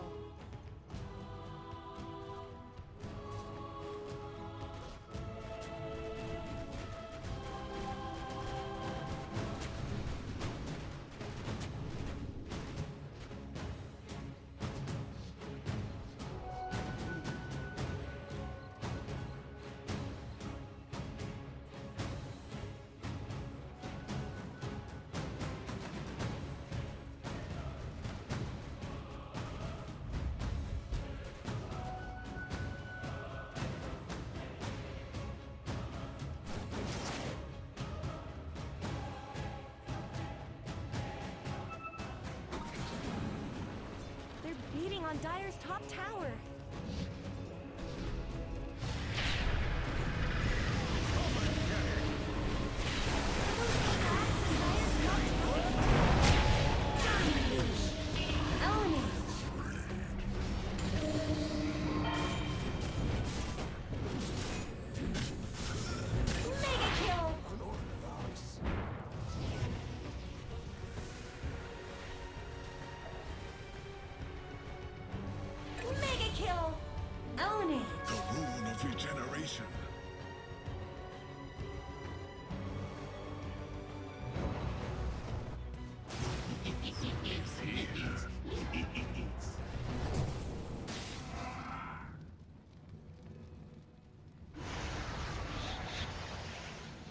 Sheltered in the flame.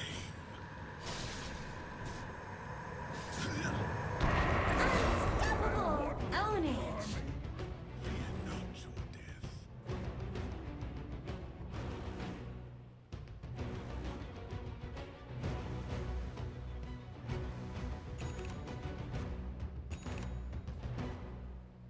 Dire's top tower is under attack. Radiant's middle tower is under attack. Dire's top tower is gone. Just a cold fog left behind. Radiant's middle tower shouldn't have to take this abuse. Radiant's middle tower has fallen.